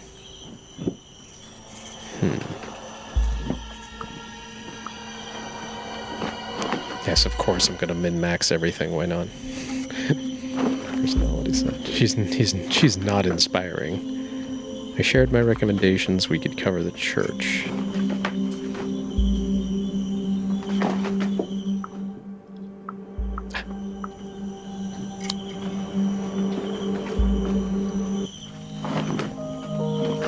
I think we should attach it to the drain pipes there and there. I pointed at 2 corners of the building, and Daniel grunted in agreement. It doesn't matter, Olga said, because hanging the banner is a waste of time. She was clearly upset that we'd ditched her plan, but perhaps she had a point. I challenged her. Olga, we voted in favor of this plan, and if you're not okay with democracy, you're getting close to their point of view. She stared at me, incredulous, then laughed. Yes, we voted, and I'm here with you. It's a great banner. I'm sure it'll look good on the pictures published by independent political blogs. But it's stuck so deep in the overeducated ecological dispute that people won't get it, and the loggers won't care. Cornell just shook his head and gestured Daniel to continue. I waited patiently. Soon the sign was up, screaming our message to all of Bielowice. Cornell looked at me. Maya? What do you think? We're going all in. I got plenty of willpower. I didn't really get that slogan, but I decided to play it cool.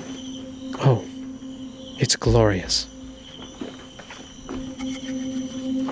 I'm glad you think so, he grinned. I love the wording. Humans let the forest grow so they can take wood from it, but that isn't the purpose of the forest. Finally, we pulled the banner up. My father will have a stroke when he sees this, Bartek said, with a repressed laugh. It's an important message. Anya looked up with fire in her eyes. The world must know. I looked at the sign flying high over the park.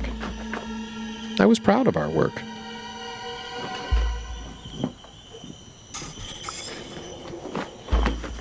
When we finished, Cornell gathered us together.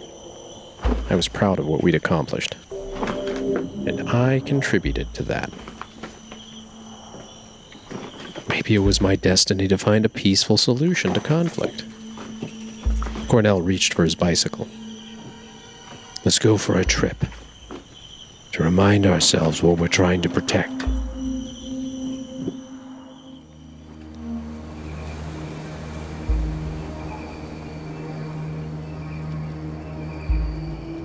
Gunshots in the woods. The woods were full of stars. We cycled in silence, enjoying the company of the forest as it enjoyed ours. After some time, the place of power opened up before us. The boulders looked relaxed. A soft breeze rustled in the trees, welcoming us.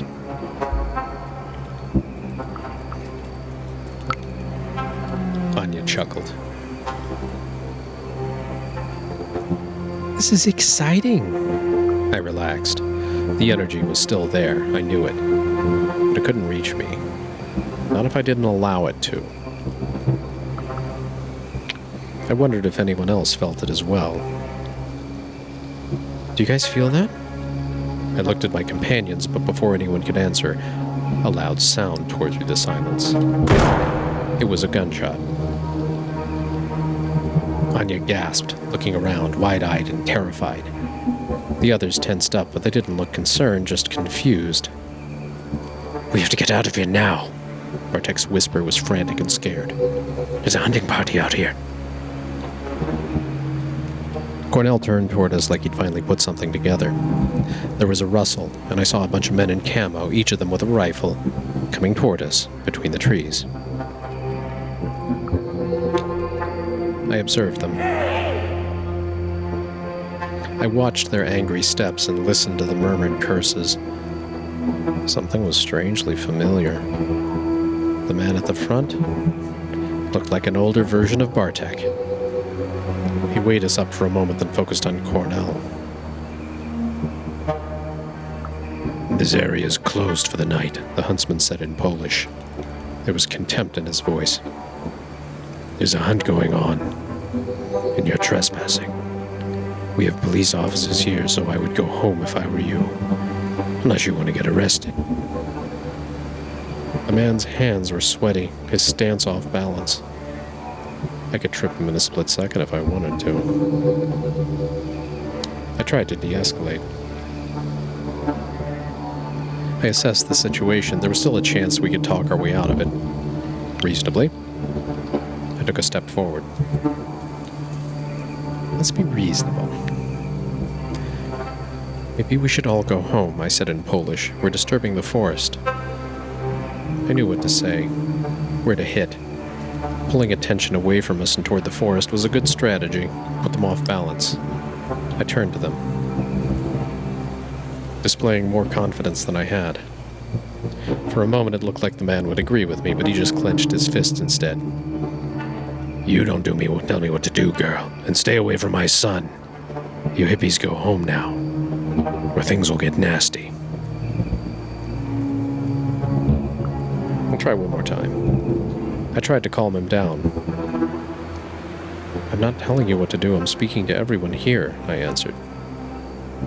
He hesitated, and then shrugged. This is our forest.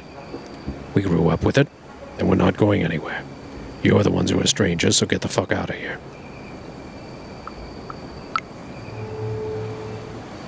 Did he? Do you really want to antagonize everyone? I asked, looking at him calmly. There'll be a lot of trouble if you go down this path.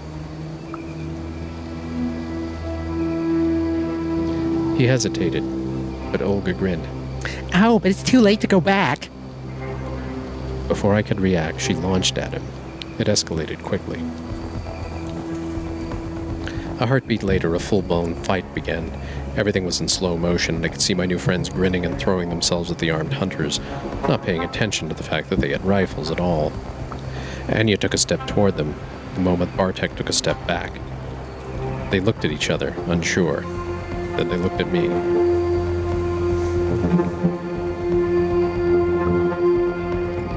That was too much for me. I ran away. I ran, the air in my lungs boiling, my skin slick with sweat and the darkness thick around me. Anya and Bartek were running just behind me, so I hoped. Something was chasing us.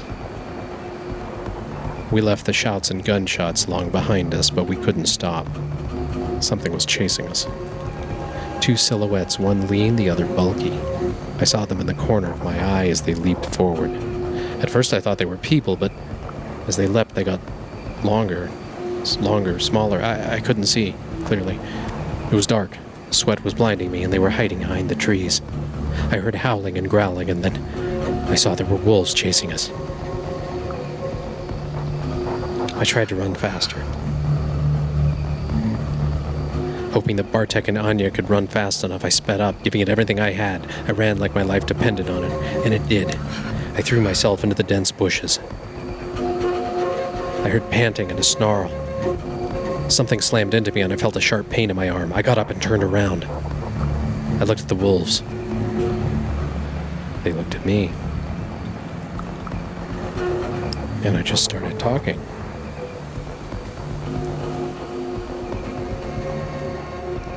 I heard a rustle in the leaves, and there was a voice in my head. My little Ragabash. I knew that it was the Pushka, and that she was pleased with me. I also knew that Ragabash meant shadow. You're looking for me? I asked, hoping my nonchalance would confuse them. The wolves dispersed, and then something happened. Something I couldn't see clearly, and two people stepped out of the bushes. I knew both of them.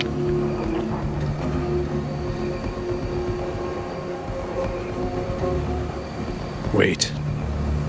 She has the right to know. Cornell grabbed Olga's arm. One of us is going to bite you, she said matter-of-factly. And then you will die, Cornell added, one way or another. It is your destiny. I closed my eyes. There was a series of wet cracks like skin breaking, torn from my muscles, from within by muscles that suddenly grew, by bones rapidly getting longer, by fur and teeth and claws.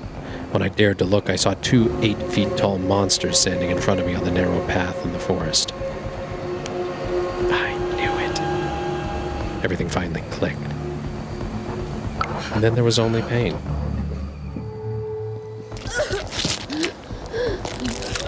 The pain was unbearable. Nothing in my life had prepared me for this.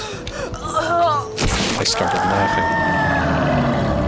Blinded by the blood in my eyes and the searing pain in my shoulder and chest, I could only laugh. This wasn't what I'd expected from the trip. You spend so much time planning, only to see your whole life crash and burn. All I could do was laugh. I collapsed. I stumbled. I fell.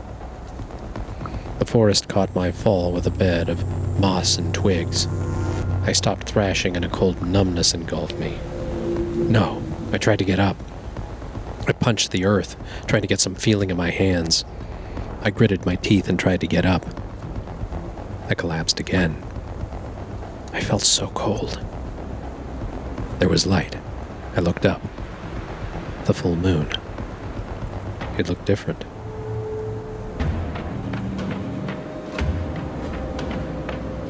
Luna in her full glory. The moon was a goddess and she noticed me. "Get up," she said.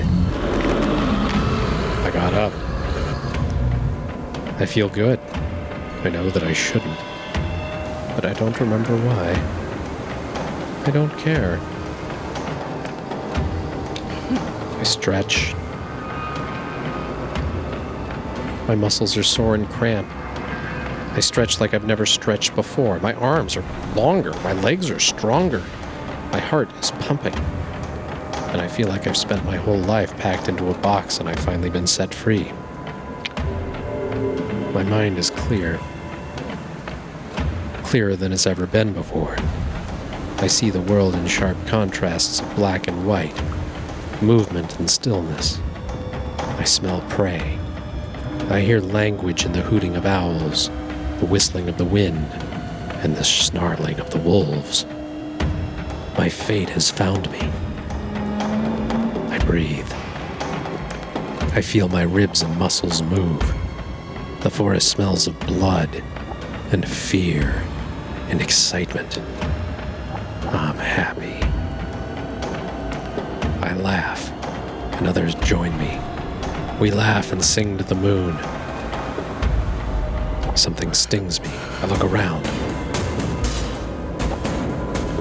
There's a small malformed creature pointing a stick at me. The stick blazes with fire, and there's another sting. The creature is no threat, but its presence is annoying. Its smell almost sends me reeling. I don't like being pricked. I push it away. It flies through the air making funny noises. Then it hits a tree and stays there, pinned to a branch like a butterfly. My ears prick, and I hear more creatures running blindly through the bushes. I feel better. My leg no longer stings, and I feel better than ever. Prey. Hunt. They don't see me as I move silently through the undergrowth. The creatures are running away, their backs turned to me. I watch them and learn how they move. Suddenly one of them turns my way. We lock glances. I just look at it.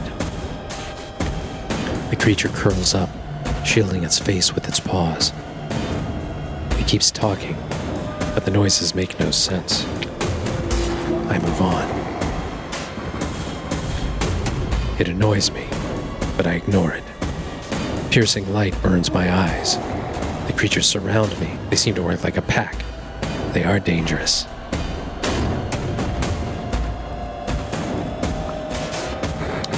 I strike them one by one.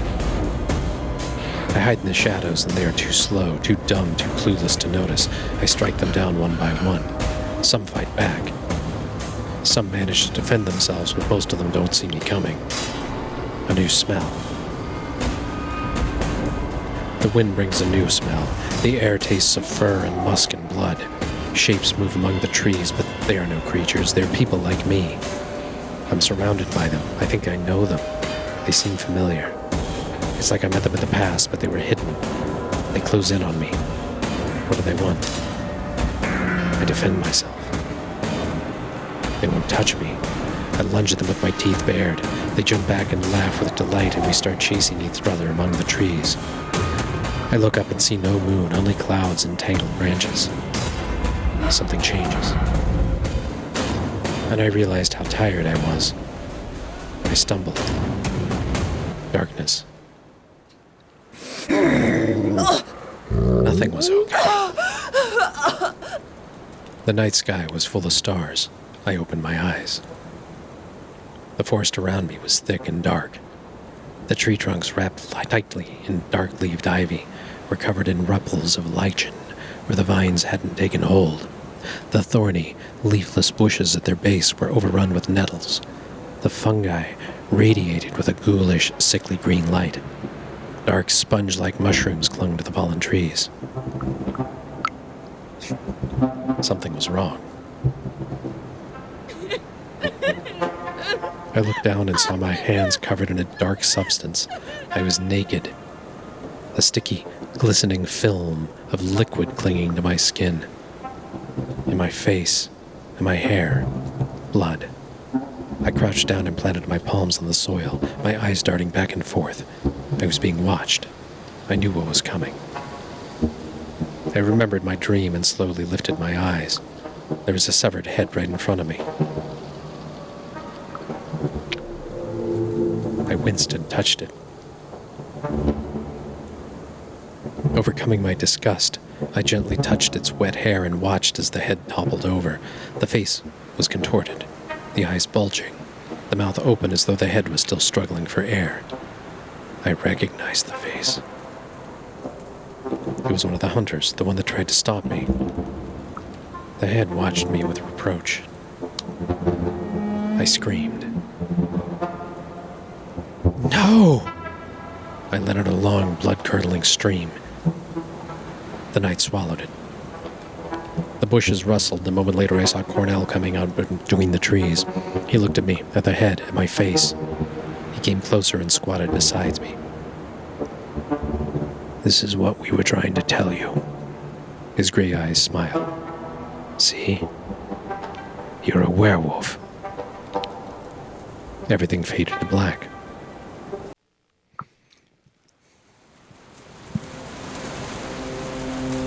Chapter 4.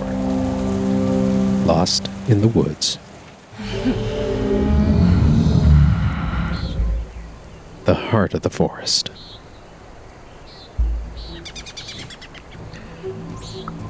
Oh, I see we have different stats. Nice. I'm actually going to check. See what my character sheet looks like. Has it changed? Okay, here we go. Breed, Hamid, Auspice, unknown. Rank, Cub, Tribe, unknown. See, my cunning is maxed out. That's excellent. I don't know why it says new there. It's not new. Mind and body. Condition, healthy.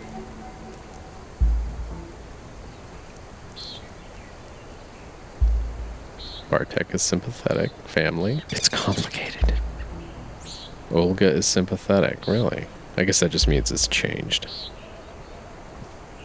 Wow, everyone loves everyone loves me. It's so great. Alright, let's continue. The heart of the forest. The morning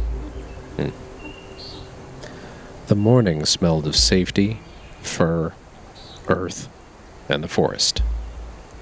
I opened my eyes and saw other people cuddling up to me, their muzzles resting on their paws as they slept. Gentle snoring filled the warm space under the low-hanging branches of an old spruce tree.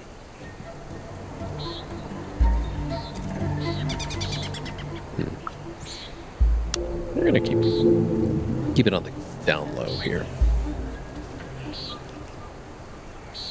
Quietly, so as not to wake anyone, I crawled outside. Alone, hiding in the tall grass, I sniffed around. The sky was bright and the forest around me was dark and full of interesting smells. High in the trees, birds yelled about status, sex, and violence.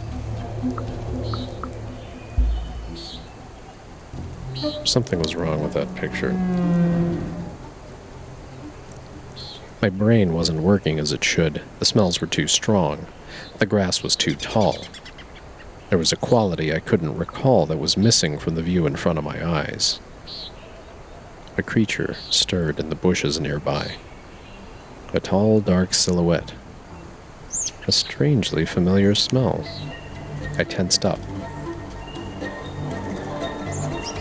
I watched the human as he looked around.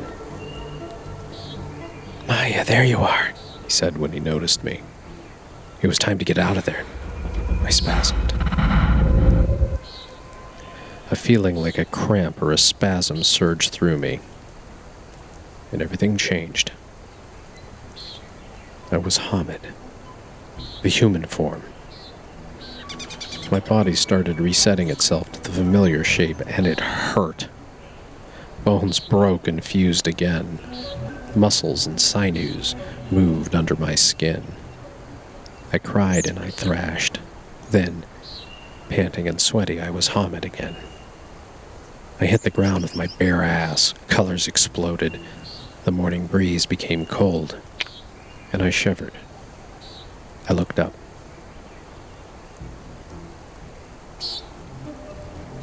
You look cold, Cornell smirked and threw me a bundle of clothes. You better not change for a while. They won't survive it. Not until you learn the right, at least. I took the bundle and started pulling the clothes on. Sneakers, loose-fitting jeans, a hoodie with a unicorn. They fit perfectly. I thought about the previous night. I was raging through the forest. I thought about how differently I experienced the world through the wolf senses, and about the discomfort and confusion of changing shape. So, I was a werewolf.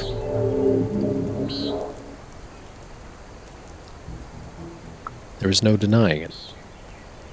I was no longer human. What about the rest of my stuff?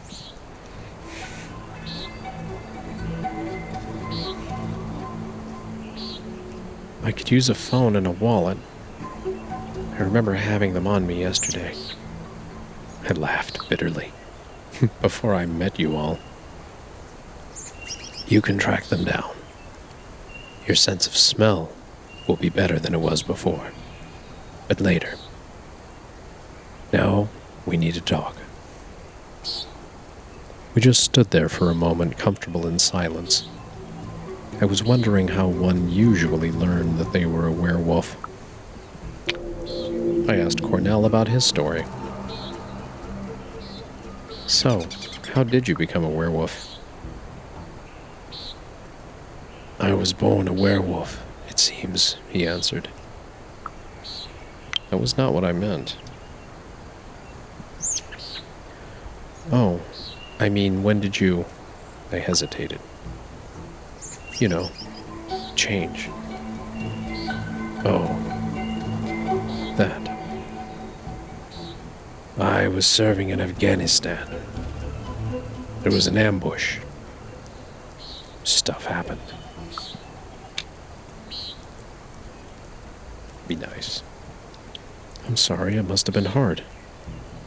It was. They sent me home with PTSD. And once home, I got found by others. They needed someone who knew how to fight. Why? We were the real eco-terrorists back then, my pack and I. But I realized that violence only breeds more violence, and it's not the way I want to follow. It doesn't make any sense. How come nobody knows werewolves exist? We protect the veil, Was the answer. It's easy to convince humans that supernatural doesn't exist. They already want to believe that. And the delirium helps. The veil. The veil. A poetic term for the false assumption that the supernatural does not exist, which the delirium reinforces. Delirium. The madness and memory loss suffered by humans who look upon a guru in Krynos form. You mean delirium is in the medical condition? I remembered something about acute confusional states that I'd read. You'll have to ask Pat for that. But the gist of it is that humans are incapable of remembering that they saw a Krynos. He laughed. They panic, turn away, and instantly forget. Every time. Krynos, the half-wolf, half-human war form of the Garou.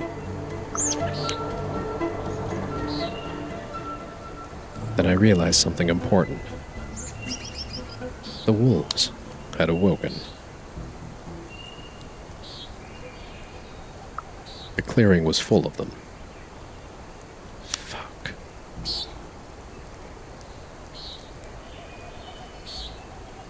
Fight or flight?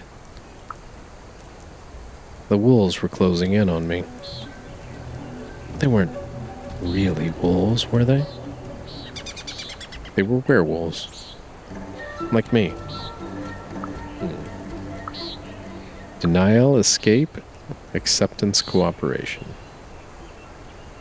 I think you need to be around other werewolves at the moment, just at least suss them out, right? Makes sense, I guess. She's not dumb. Hiding the bodies. The headless body was heavy. They said that as my first kill, it was my burden. It was my duty to take it to the barrows.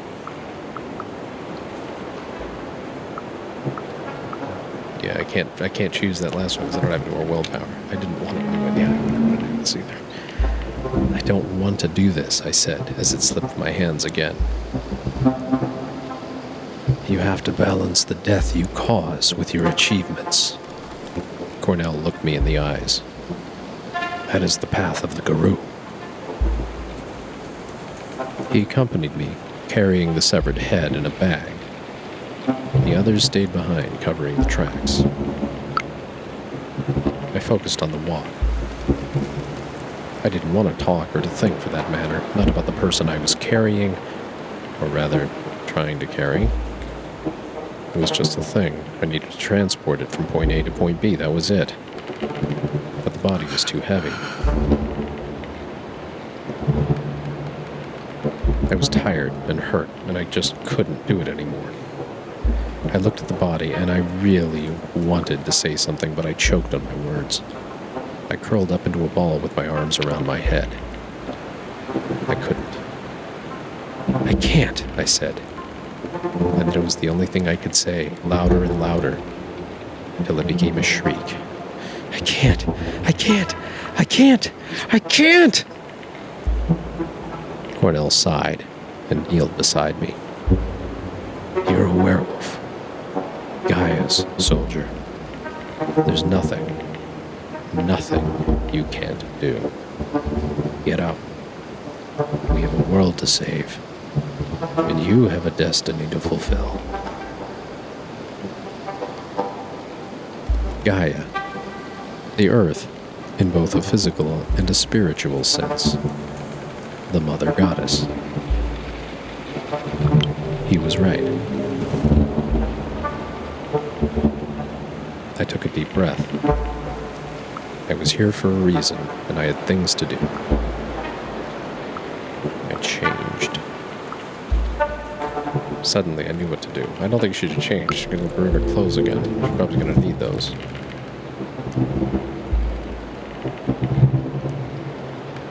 Suddenly, I understood. It was as if I'd always known, always had this set of skills. I'd only chosen not to use them up to this point. I felt like I was about to stretch after a long day of sitting down and learning anatomy. It would be painful, but I wanted to do this. And if I got just a little stronger, I'd handle the body easily. I changed. Ooh, I get to choose. So I guess we're Hamid. Lift heavy things. War machine, nothing subtle. Monstrous wolf. Yeah, I think this is what we need. I was Glabro, the near-human form. The pain was stronger than I ever imagined. I felt my muscles spasm as they rearranged themselves. My jaw cracked and my mouth filled with blood.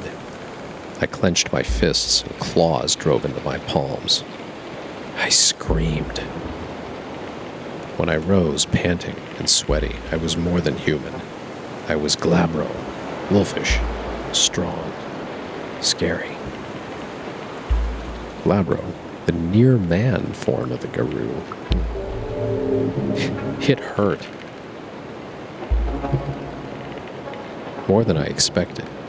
The world shifted, not much, but enough. I felt my teeth get sharper and my muscles stronger. I picked up the body. It was a lot lighter. We went on. As we made our way through the forest, I realized we weren't alone. Somehow I knew what I'd see before I even saw it. A white weasel and a dark gray wolf. Ah, my companion smiled. I see you've noticed our patrons.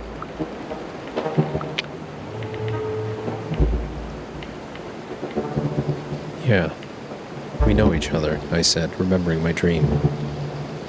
We sort of met the other night.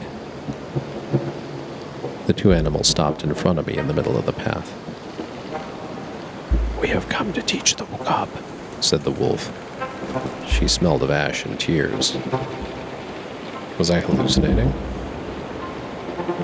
It made no sense. It was as if my brain was short-circuiting trying to interpret signals not meant for human senses.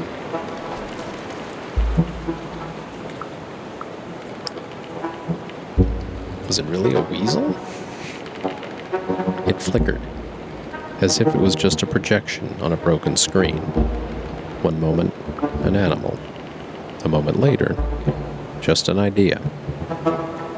When it talked, the air smelled of electric discharge, and I felt the words displayed directly in my mind. They wouldn't leave me alone.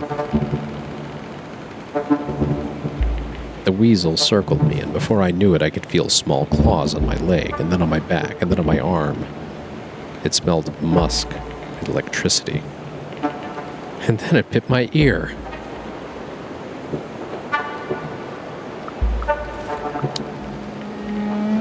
I tried to shake it off. Get off me, I yelled. Oh, a feisty one, I like it. Its electronic voice echoed in my head. Enough, the wolf growled, or at least that was what my brain decided to hear. I felt the weasel draw its breath. In the beginning, there was Gaia, aka Mother Earth, and she gave birth to a mighty breed of warriors. The weasel began. It sounded electronical, like a teenager reading in a Wikipedia page over a voice chat. They were called Garou. That's werewolves in Werewolfish. And their sole purpose was to protect Gaia. They failed, wailed the wolf.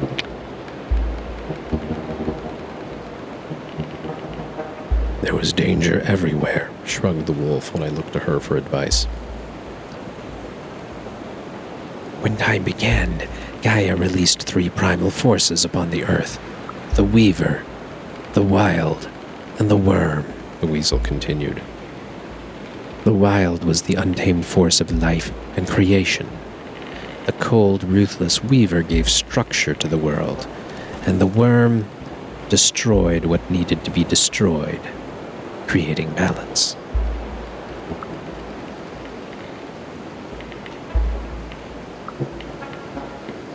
Were we creatures of the wild? An untamed force of life? They were Gaia's children, the wolf snarled. Born to herd and contain humans. Oh, so what went wrong? The Weaver grew too ambitious and trapped the worm within its lifeless web, the weasel answered. Confined and denied, the worm slowly went insane. The wolf wailed. Now Gaia is dying, choked by the Weaver and eaten alive by the worm. And the Wild is not the one you should fight, she snarled. You were born to protect it. Then it turned and led the way. The barrows looked just as I remembered them, but somehow calmer, warm and welcoming.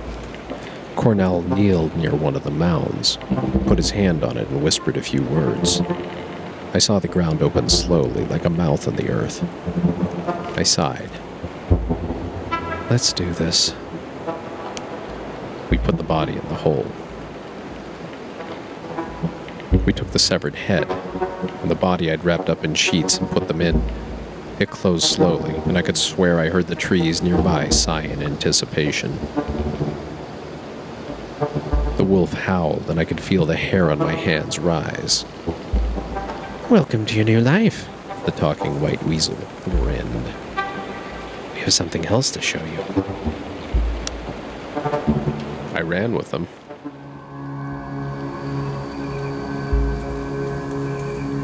You're a cub, so you have special privileges, said the weasel. Pushka will grant you a vision. You must see to understand, said the wolf. Think carefully before you choose what to see. Your future, she has to choose destiny, right? The tangled paths. It was hard to find the place of power, although I knew where it was. I felt the Pushka playing with me, twisting paths, blocking my way with bushes and dead trees, and then suddenly opening a new path that was straight and full of sunshine. But I pushed on. Since the change, I had become acutely aware of how my body worked, and I remembered what humans were good at. Running. Stubborn. Relentless, long-distance running. Not as fast as a deer, not as nimble as a wolf, but steady and without rest. So I ran. And I was there.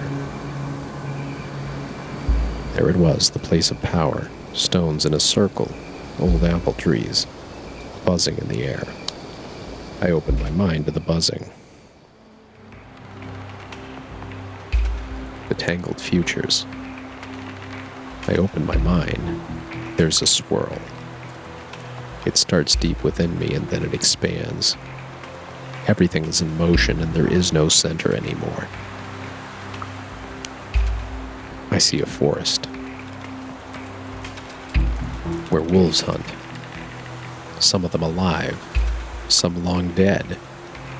There's a mother wolf, her howl like a keen. She keens after me when I fall. She mourns my blood that spills on the ground. Yet another of her cubs lost. It whispers. In balance with this life, this death, it whispers to me. Trees grow. Life goes on. A snail lives in my open mouth. Squirrels hide their acorns between my ribs. Seasons pass. The acorns grow and turn into oak trees. Years go by. And then there's no more me, and no more forest.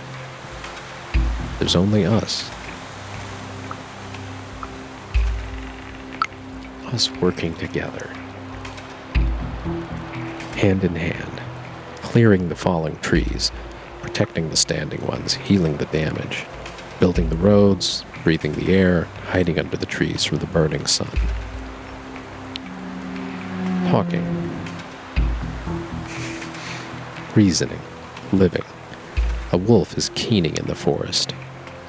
I open my eyes. The ash-gray wolf stands in front of me. Do you understand what you have to do? I had to choose my path. There are many paths in front of us, and I have to choose the right one. It was my destiny. I can still change the future. The fight is the only righteous path, child. The wolf shook her head. It's your destiny. No compromise. Be my teeth. Be my claws. Be my rage. Kill them all. Save the forest. I looked at her, and perhaps for the first time I saw her for who she was. Her pelt was marred with fire. Her eyes were smoking embers. Ash was falling from her heaving flanks. She looked old, ancient, sad and alone. She was Kazan's mother. Who's Kazan? Mourning her stolen cubs, howling in the woods, waiting for a response that never came. But she was more than that. She was the darkness. Lost in her grief, swallowed by mourning so intense that it warped everything it touched. Whoever she'd been before was gone. Only the need for revenge remained. At least that's what I thought when I looked at her. The wolf mother looked back at me. Something in her eyes made me realize that she was sending me the prophetic dreams revealing my destiny. Join me. Only you can understand me. Only you. But I decided to walk my own path. I took a step back, then another and another. I turned away. Do not fool yourself. There is no choice. There never was. The wolf cried to me. The future awaited. One of us. A lone howl pierced the silence like a single ray of moonlight in the darkness. Then there was another one, and then another, and then another. A choir of voices, triumphant and joyful. I opened my eyes. I was in a clearing. Around me there were wolves, huge, monstrous wolves howling at the moon. I realized that was my life now. My old life was over. Maya the student was part of the past. My present, my future was now forever linked to what happened at the forest. Well, hello there. Cornell smiled at me. And welcome to the Sept. The what? I have no idea what you're talking about. For a werewolf, the pack is family, Cornell explained. And an alliance of packs united in a common goal is a sept. So there were 2 packs there.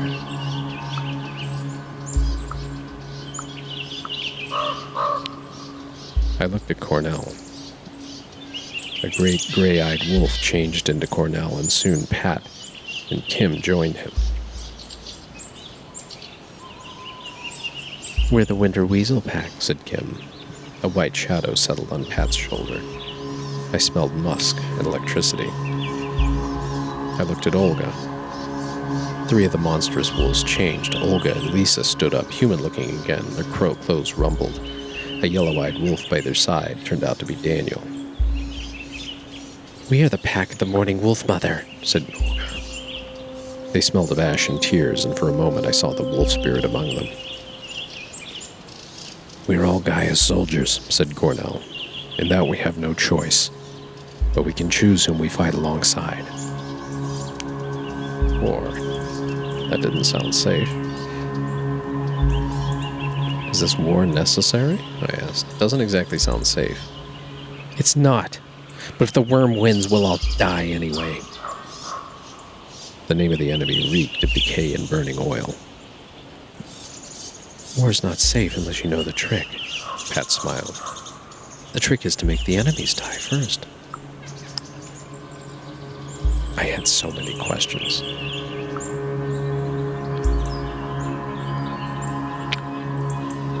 What about the moon? Why did I hear the moon whispering to me, I asked. Luna gave us rage. That's why she's important, Olga said. And that's why you'll never be able to touch silver again. How did the spirits work? The world casts a shadow and we call it the Umbra, said Lisa. And in the shadow, every living creature, every emotion and idea, and every important object exists as a spirit. That's all you need to know at the moment. You're from all over Europe. Is this a standard for a sept? I looked at Cornell. I didn't even know if that was a stupid question or a smart one. It is far from the standard, but desperate times make strange bedfellows. Normally a sept is dominated by one tribe, maybe two. There are at least a dozen tribes, Daniel interrupted, and I hope you will choose yours wisely. Did I have to join a pack? No guru can survive on their own. Your old human life is over, but we will never abandon you. I summed it up. So if I got this right, I've been conscripted into an ancient war against the worm. And the moon gave me rage as a weapon, but I must avoid silver. I took a breath. And there's a whole secret world of spirits, and I have to join a pack and choose a tribe. Exactly, Lisa nodded. As for the tribe, there are two people who could mentor you right now. Olga's from the Black Furies, an ancient tribe of women warriors, and Cornell is from the Children of Gaia. He's more of a peace and harmony guy. What about my family's tribe?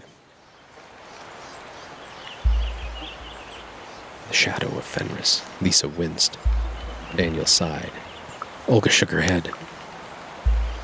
What was the matter? Your ancestors were the Ged of Fenris, and no one wants to have anything to do with that tribe. They stand against everything we believe in. Were they really that bad? They surely aren't that bad, are they? Ged of Fenris are the most radical guru supremacists that ever marred the face of the earth, Kim scoffed. Like, legit fascist werewolves. Some of them literally worked for Hitler. Thank you for telling me. I have the right to learn where I came from. For a moment, we were all silent. I wanted to learn more about the tribes and find an opinion that would really resonate with who I was.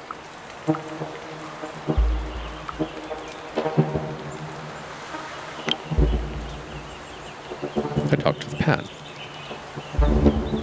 Pat was a glasswalker, and her tribe was finding its niche in cutting-edge technological cityscapes among the strands of the weaver's net. It sounded intriguing. We talked for a while. She didn't look like a werewolf at all. I wouldn't take you for a werewolf, you know. Why? She was a tech nerd. Well, you know, no offense. You're a tech nerd. It took some time before she stopped laughing. Well, I am. And I didn't expect to turn out to be a werewolf either. I was a student, happy with the tablet and the coding, and then boom, I'm a guru. How did you meet Cornell? I was in his first pack. We were both hanging out with the hack crowd back then.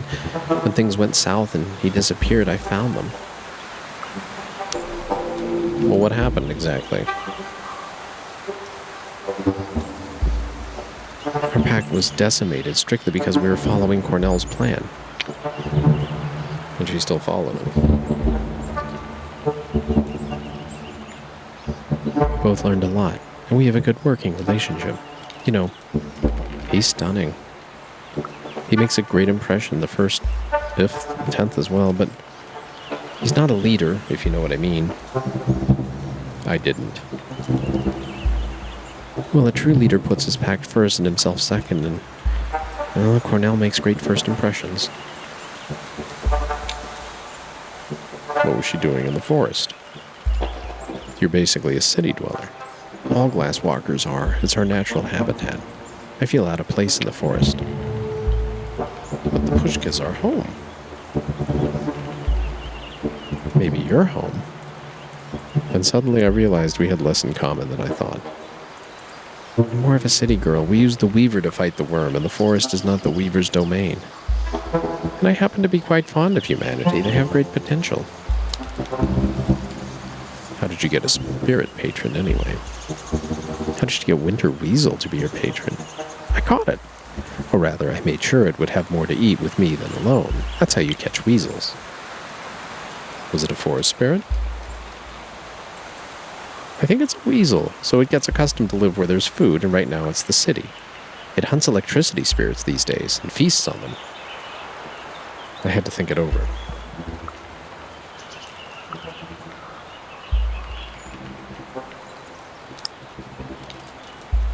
I talked with Daniel. I asked Daniel if I could join his tribe, but he didn't understand the question. I'm a red talon, He said as if it explained everything. What exactly are red talons? It's the T tribe of the Guru who are born as wolves. We usually don't mix with others. We kill humans, but since I'm the only one here, I decided it was better to join the rest. Well, it's better to have a pack than be alone, I said. There's always strength in numbers. I protect my folk better when there are more werewolves around. Your folk? Wolves. I started to get who he was. Daniel sniffed the air. His nostrils moved in a very non-human way. I was looking, enthralled. Was he a wolf? He made a face. Well, we all are. I could see what he wanted to say. You're right. We run and hunt together, but my experiences were different than yours. Yes, I was born as a wolf. And then when it turned out I was not only a wolf, I was disgusted. You know, going around 2 legs, soft and helpless. Who really wants that? I didn't want to have anything to do with humans. But Lisa comes one day and she talks to me and brings me to Olga, and I think, well, they're not that bad, and they have stuff. Stuff is nice. I like stuff. He sniffed on the wind again. Besides, I can show them the pushka the way I see it, the way the wolf sees it. Once they see it like that, they'll never come back to their old ways. Thanks. That was all I wanted from him. I talked with Kim. Kim told me a lot about bone gnawers, urban werewolves fighting for the disadvantaged and the marginalized children of the rat. Did he really have Rat as a patron? Sure we do. It's a good patron. Resilient. You want to be like Rat. Always managing. Always afloat. That's why the bone knowers protect every single guy as child, no matter how small, because we are all valid. He sighed heavily. No, tell it to the other Guru, and they look down on you because you're a bone gnawer, and they think they're superior. Prejudice. Prejudice everywhere. I don't think I need to talk to Lisa. I think I'm just going to go on. I don't want to lose the willpower. I didn't want to talk anymore. I was too exhausted to bug them with personal questions. There were a lot of werewolves there. One thing's bugging me. Why are so many of you here? Suddenly everyone in Bielowice is a werewolf? Or what? Bielowice. You know nothing, Cobb. Olga laughed bitterly. A century ago, there were dozens of packs in these forests. But none of the old guards survived the 90s. Lisa shook her head. We had to start from scratch. Until you showed up, there were only 6 of us. And the 3 of us not even local, Cornell pointed out. 2 packs too small for their own good. Anyway, before you're admitted to a tribe, you need to prove yourself. What now? Hadn't I proven myself enough already? Rite of passage. You went through your first change, Pat said. She was leaning on a tree. And you know everything you need to know at the moment. But you have to go through the rite of passage. Daniel rubbed against my leg, excited. A vision quest. Kim winked at me. And since we don't have time for tests, we need you to solve a real problem. Olga stepped in. Namely, we want you to find a way of ending this logging problem, Cornell said. So, how would you like to do it? They all looked at me in anticipation. I took my time, overwhelmed by everything that happened. My old self was gone, replaced by a shape-shifting eco-warrior, but deep down I was still the same person with the same ideals. I knew what to do.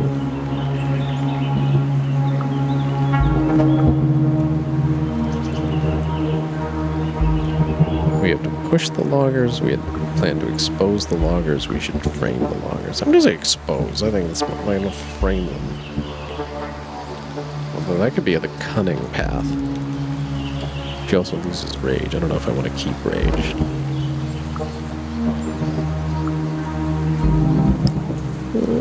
We'll go cunning.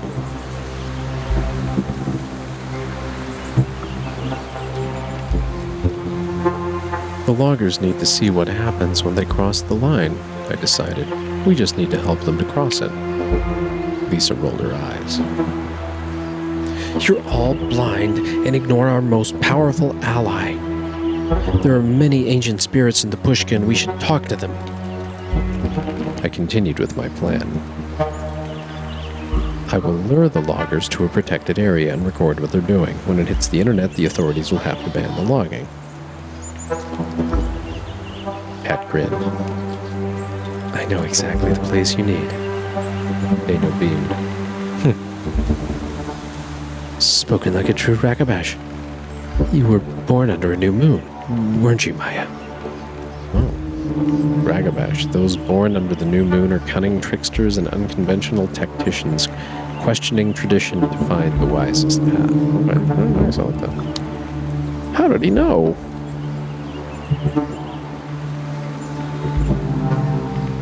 Mom always told me that when she gave birth to me, the night was so dark that she was afraid something had happened with the moon and stars and that we were alone with the dark sky. I nodded.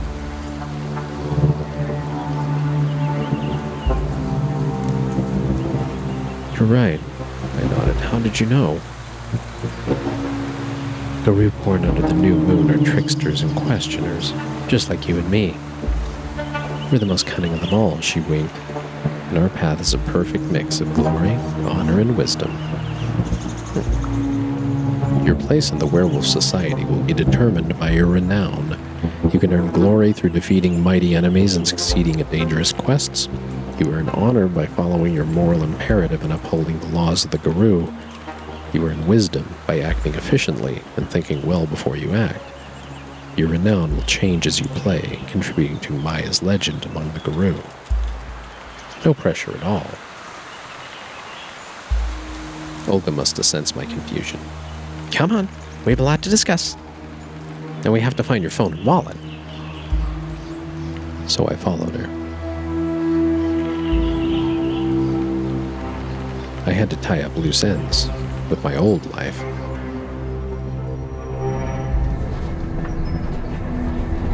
Back to the beginning. I was sitting on a bus.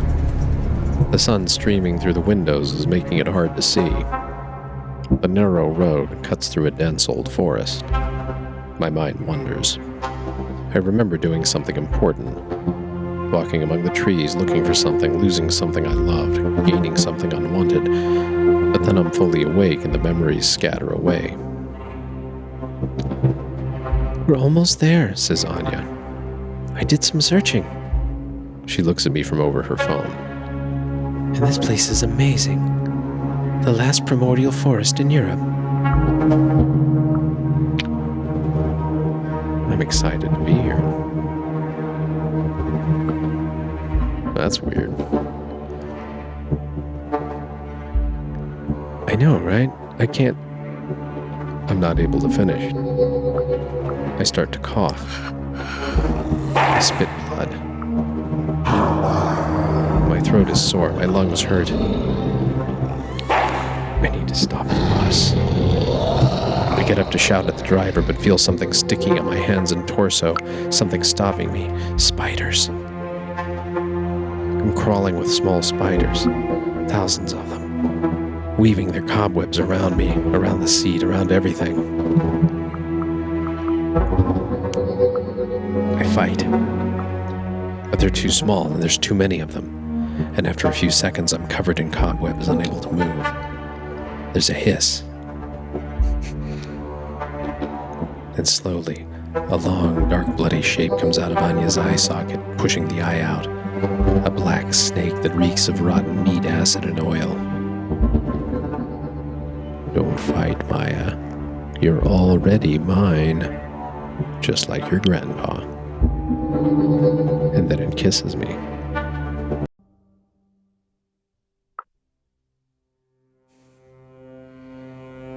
Chapter 5. The Plan. Loose ends. I woke up in my bed in the B&B and for a moment thought the whole werewolf business had been a dream. And I heard muffled giggling. Looked up. And saw Anya and Bartek looking at me from the other bed. You got us. But I thought you'd stay with your German friends a bit longer, said Bartek, embarrassed. We knew you were all right, Anya chimed in. There was so much to talk about. I didn't know where to start. I was worried about them. Are you all right? I asked. Yeah, said Anya, scratching her head. After we were separated in the forest, I got lost and Bartek found me, and we, ended up here. Have they seen us? Didn't you see anything unusual? We had to go the long way around to avoid the hunters, but apart from that, it was just the forest at night. A bit scary, but nothing unusual. So Pat was right. The human mind couldn't cope with seeing a Krynos. And when the delirium ended, the subconsciousness patched the holes in their memory with something rational. But how are you feeling? I'm alright. Sorry for disappearing so suddenly. What else could I say? I told a version of the truth. I got lost in the forest. Technically, that part wasn't a lie. Then I stumbled on the activists and I kind of got carried away. I wanted to tell her everything. I packed my bag in silence. I felt a rift growing between me and Anya, and I felt a sudden urge to tell her everything. I told her something she could understand. I couldn't tell her the truth. I was a guru, and I had a sacred duty to protect the veil hiding us from mortal eyes, but I could tell her something. I learned something important about myself, and I have to follow it for a while. I'm sorry for the sudden change of plan. I sighed and continued packing. So you are leaving, said Bartek. What about your search? I didn't know how to answer. Whatever it was now Maya the werewolf's problem. Maya the student was dead. Let us know when you figure it out, said Bartek. I'll be waiting. Anya hugged me. I muttered something about my bag and left. Everything according to plan. I dropped my bags in the camp and ran through the plan one more time. They expected me to act like a ragabash, but Lisa had proposed another plan. One more spiritual. Ragabash, tricks, subterfuge, theurge, spirits, rituals. Yes, we're ragabash. Tricksters. That's what she is. Let's go through the plan again, shall we?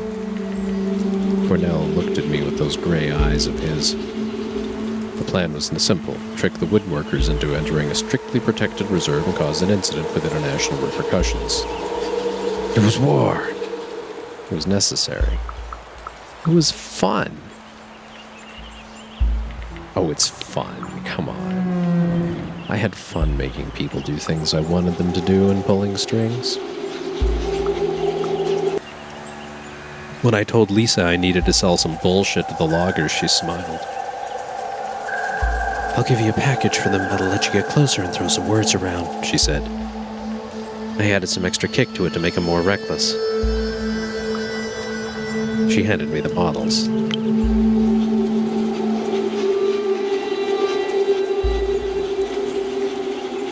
It was a plastic bag with 3 bottles of her special moonshine clinking inside. I needed a local connection, so I called Bartek, and we were there together. I needed to plan a story about a planned sabotage. There's this old pine tree. I made sure they heard me talking. Lots of pines, actually. We could chain ourselves to them or hammer spikes into them to break the chainsaws. I could see the loggers believed every bit of it. After that, I needed to engage a third party. I sent Pat to talk to some scientists. She was always the one for mischief, so she had no problem telling her colleagues that the loggers were going to a protected area where an endangered beetle lived. She even offered to go with them. There was only one thing left. I have a contact in the press, I said, thinking of Erica. Terrible idea, Kim shook his head. Just ask Pat to post a video online. We needed more than a video. Posting it by ourselves wouldn't change anything. We needed viewers, better credentials. I found Erica easily enough. I got an anonymous tip that there'll be a confrontation between loggers and scientists in the reserve, I told her. I can give you an exclusive. She agreed, enthusiastically. Finally, we were ready. It took a few days, but finally the plan was set in motion. The scene had been set, and the curtain went up.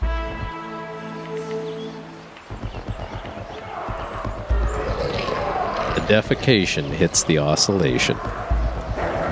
It was a beautiful cluster of my own making.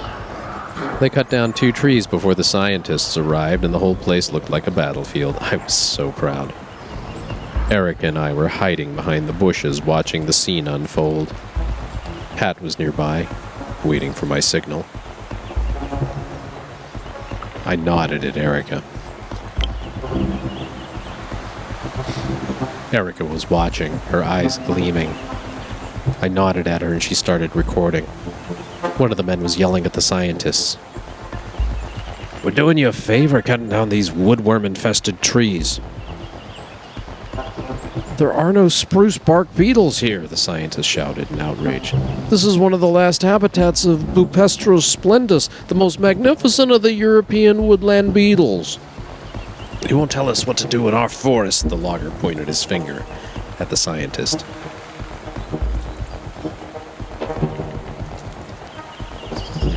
We needed to escalate. I let them argue. It was time to wind it down.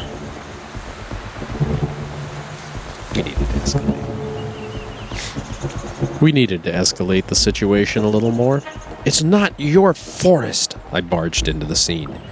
You pathetic leeches don't own the pushka. It's the pushka that owns you. It went better than I thought. The logger's face reddened. Say that again, he said, slowly taking a step forward. I saw one of the others reaching for an axe. I sensed something sinister. My skin prickled. There was something wrong, something else. I focused. I opened my eyes to things humans couldn't see. The stench of alcohol and anger got stronger, and I saw it. A red mist hovered over the men. Yellow, angry eyes shone in the cloud. It was clinging to the men, but a few wisps still lingered in the bottle on the ground. Lisa's moonshine. Whatever spirit magic Lisa had used to make the moonshine stronger, it was feasting on the loggers. I looked at Pat, but I saw her muscles bulging as she tried to control her own rage. I changed.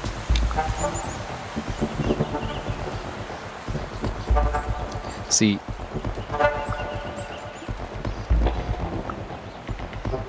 ruthless killing machine. You know, we're gonna go Glabro again. Let's see what this does.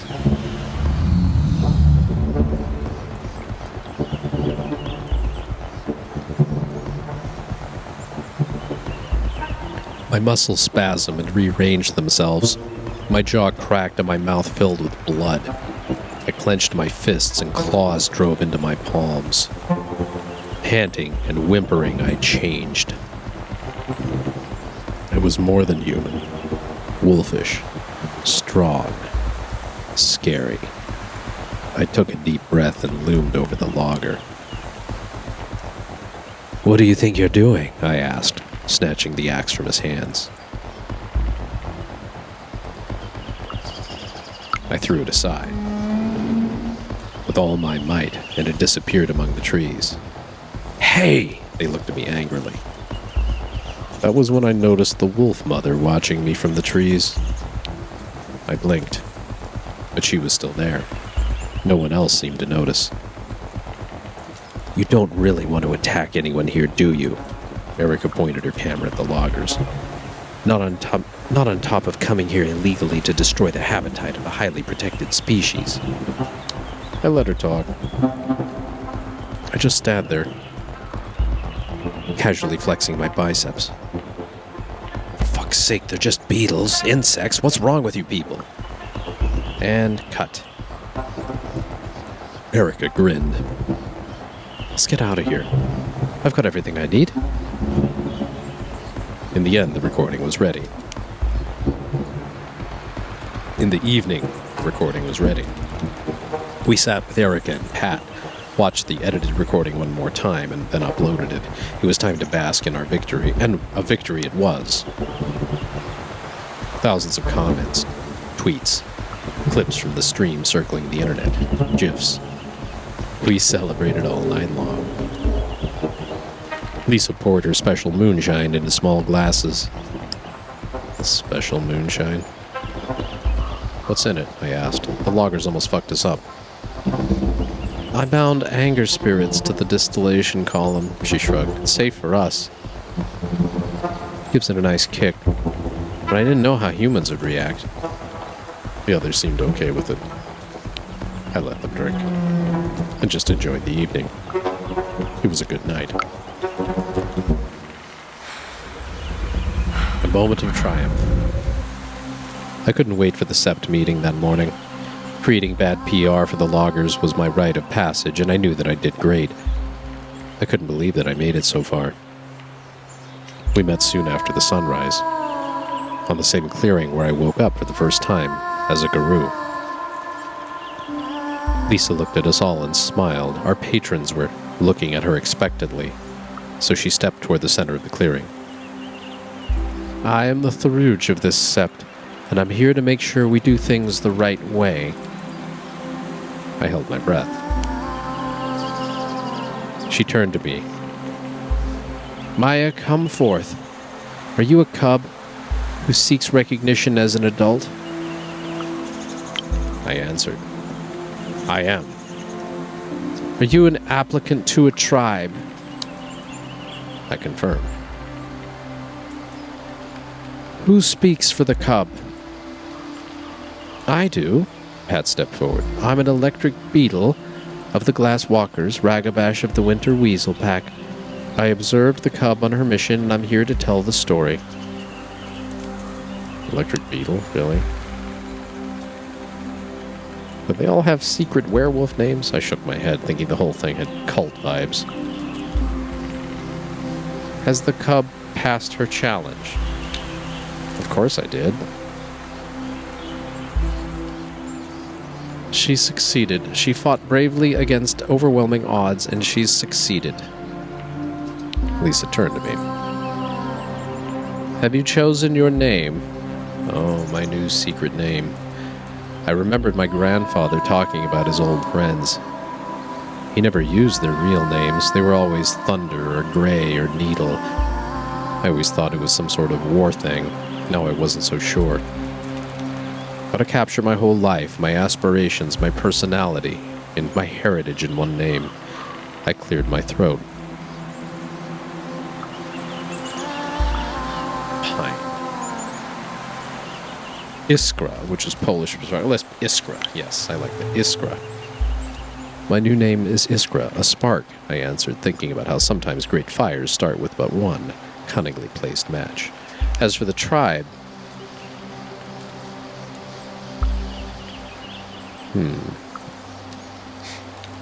She's a child of Gaia. After getting to know both Olga and Cornell, I decided to join the Children of Gaia. Cornell agreed to mentor me.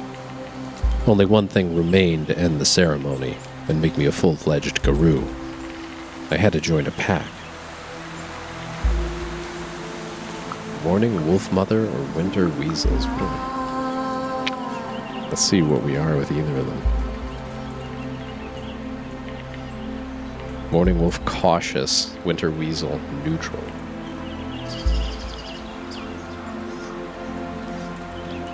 I guess we'll choose Winter Weasel since I think neutral sounds a little bit better, I guess. I joined Cornell's pack and chose the Winter Weasel as my patron, and so it was done. According to ancient rites, Lisa painted the mystical glyph of my tribe on my sternum. It disappeared after a moment, but whenever I closed my eyes, I could feel its warm touch beneath my breast. Iskra of the Children of Gaia, Ragabash of the Winter Weasel Pack, welcome to our sept, she said solemnly. And then she howled. Howls rose through the sky. They sang about ancient laws of war, status, and secrecy. I remembered only a few. Combat the worm wherever it dwells and whenever it breeds. Submit to those of higher station. Respect those beneath you. The veil shall not be lifted. I joined the song. I threw my head back and howled with my sept. I was a cub no more. I was ready to tell my own stories, to earn my own place, to howl my own songs.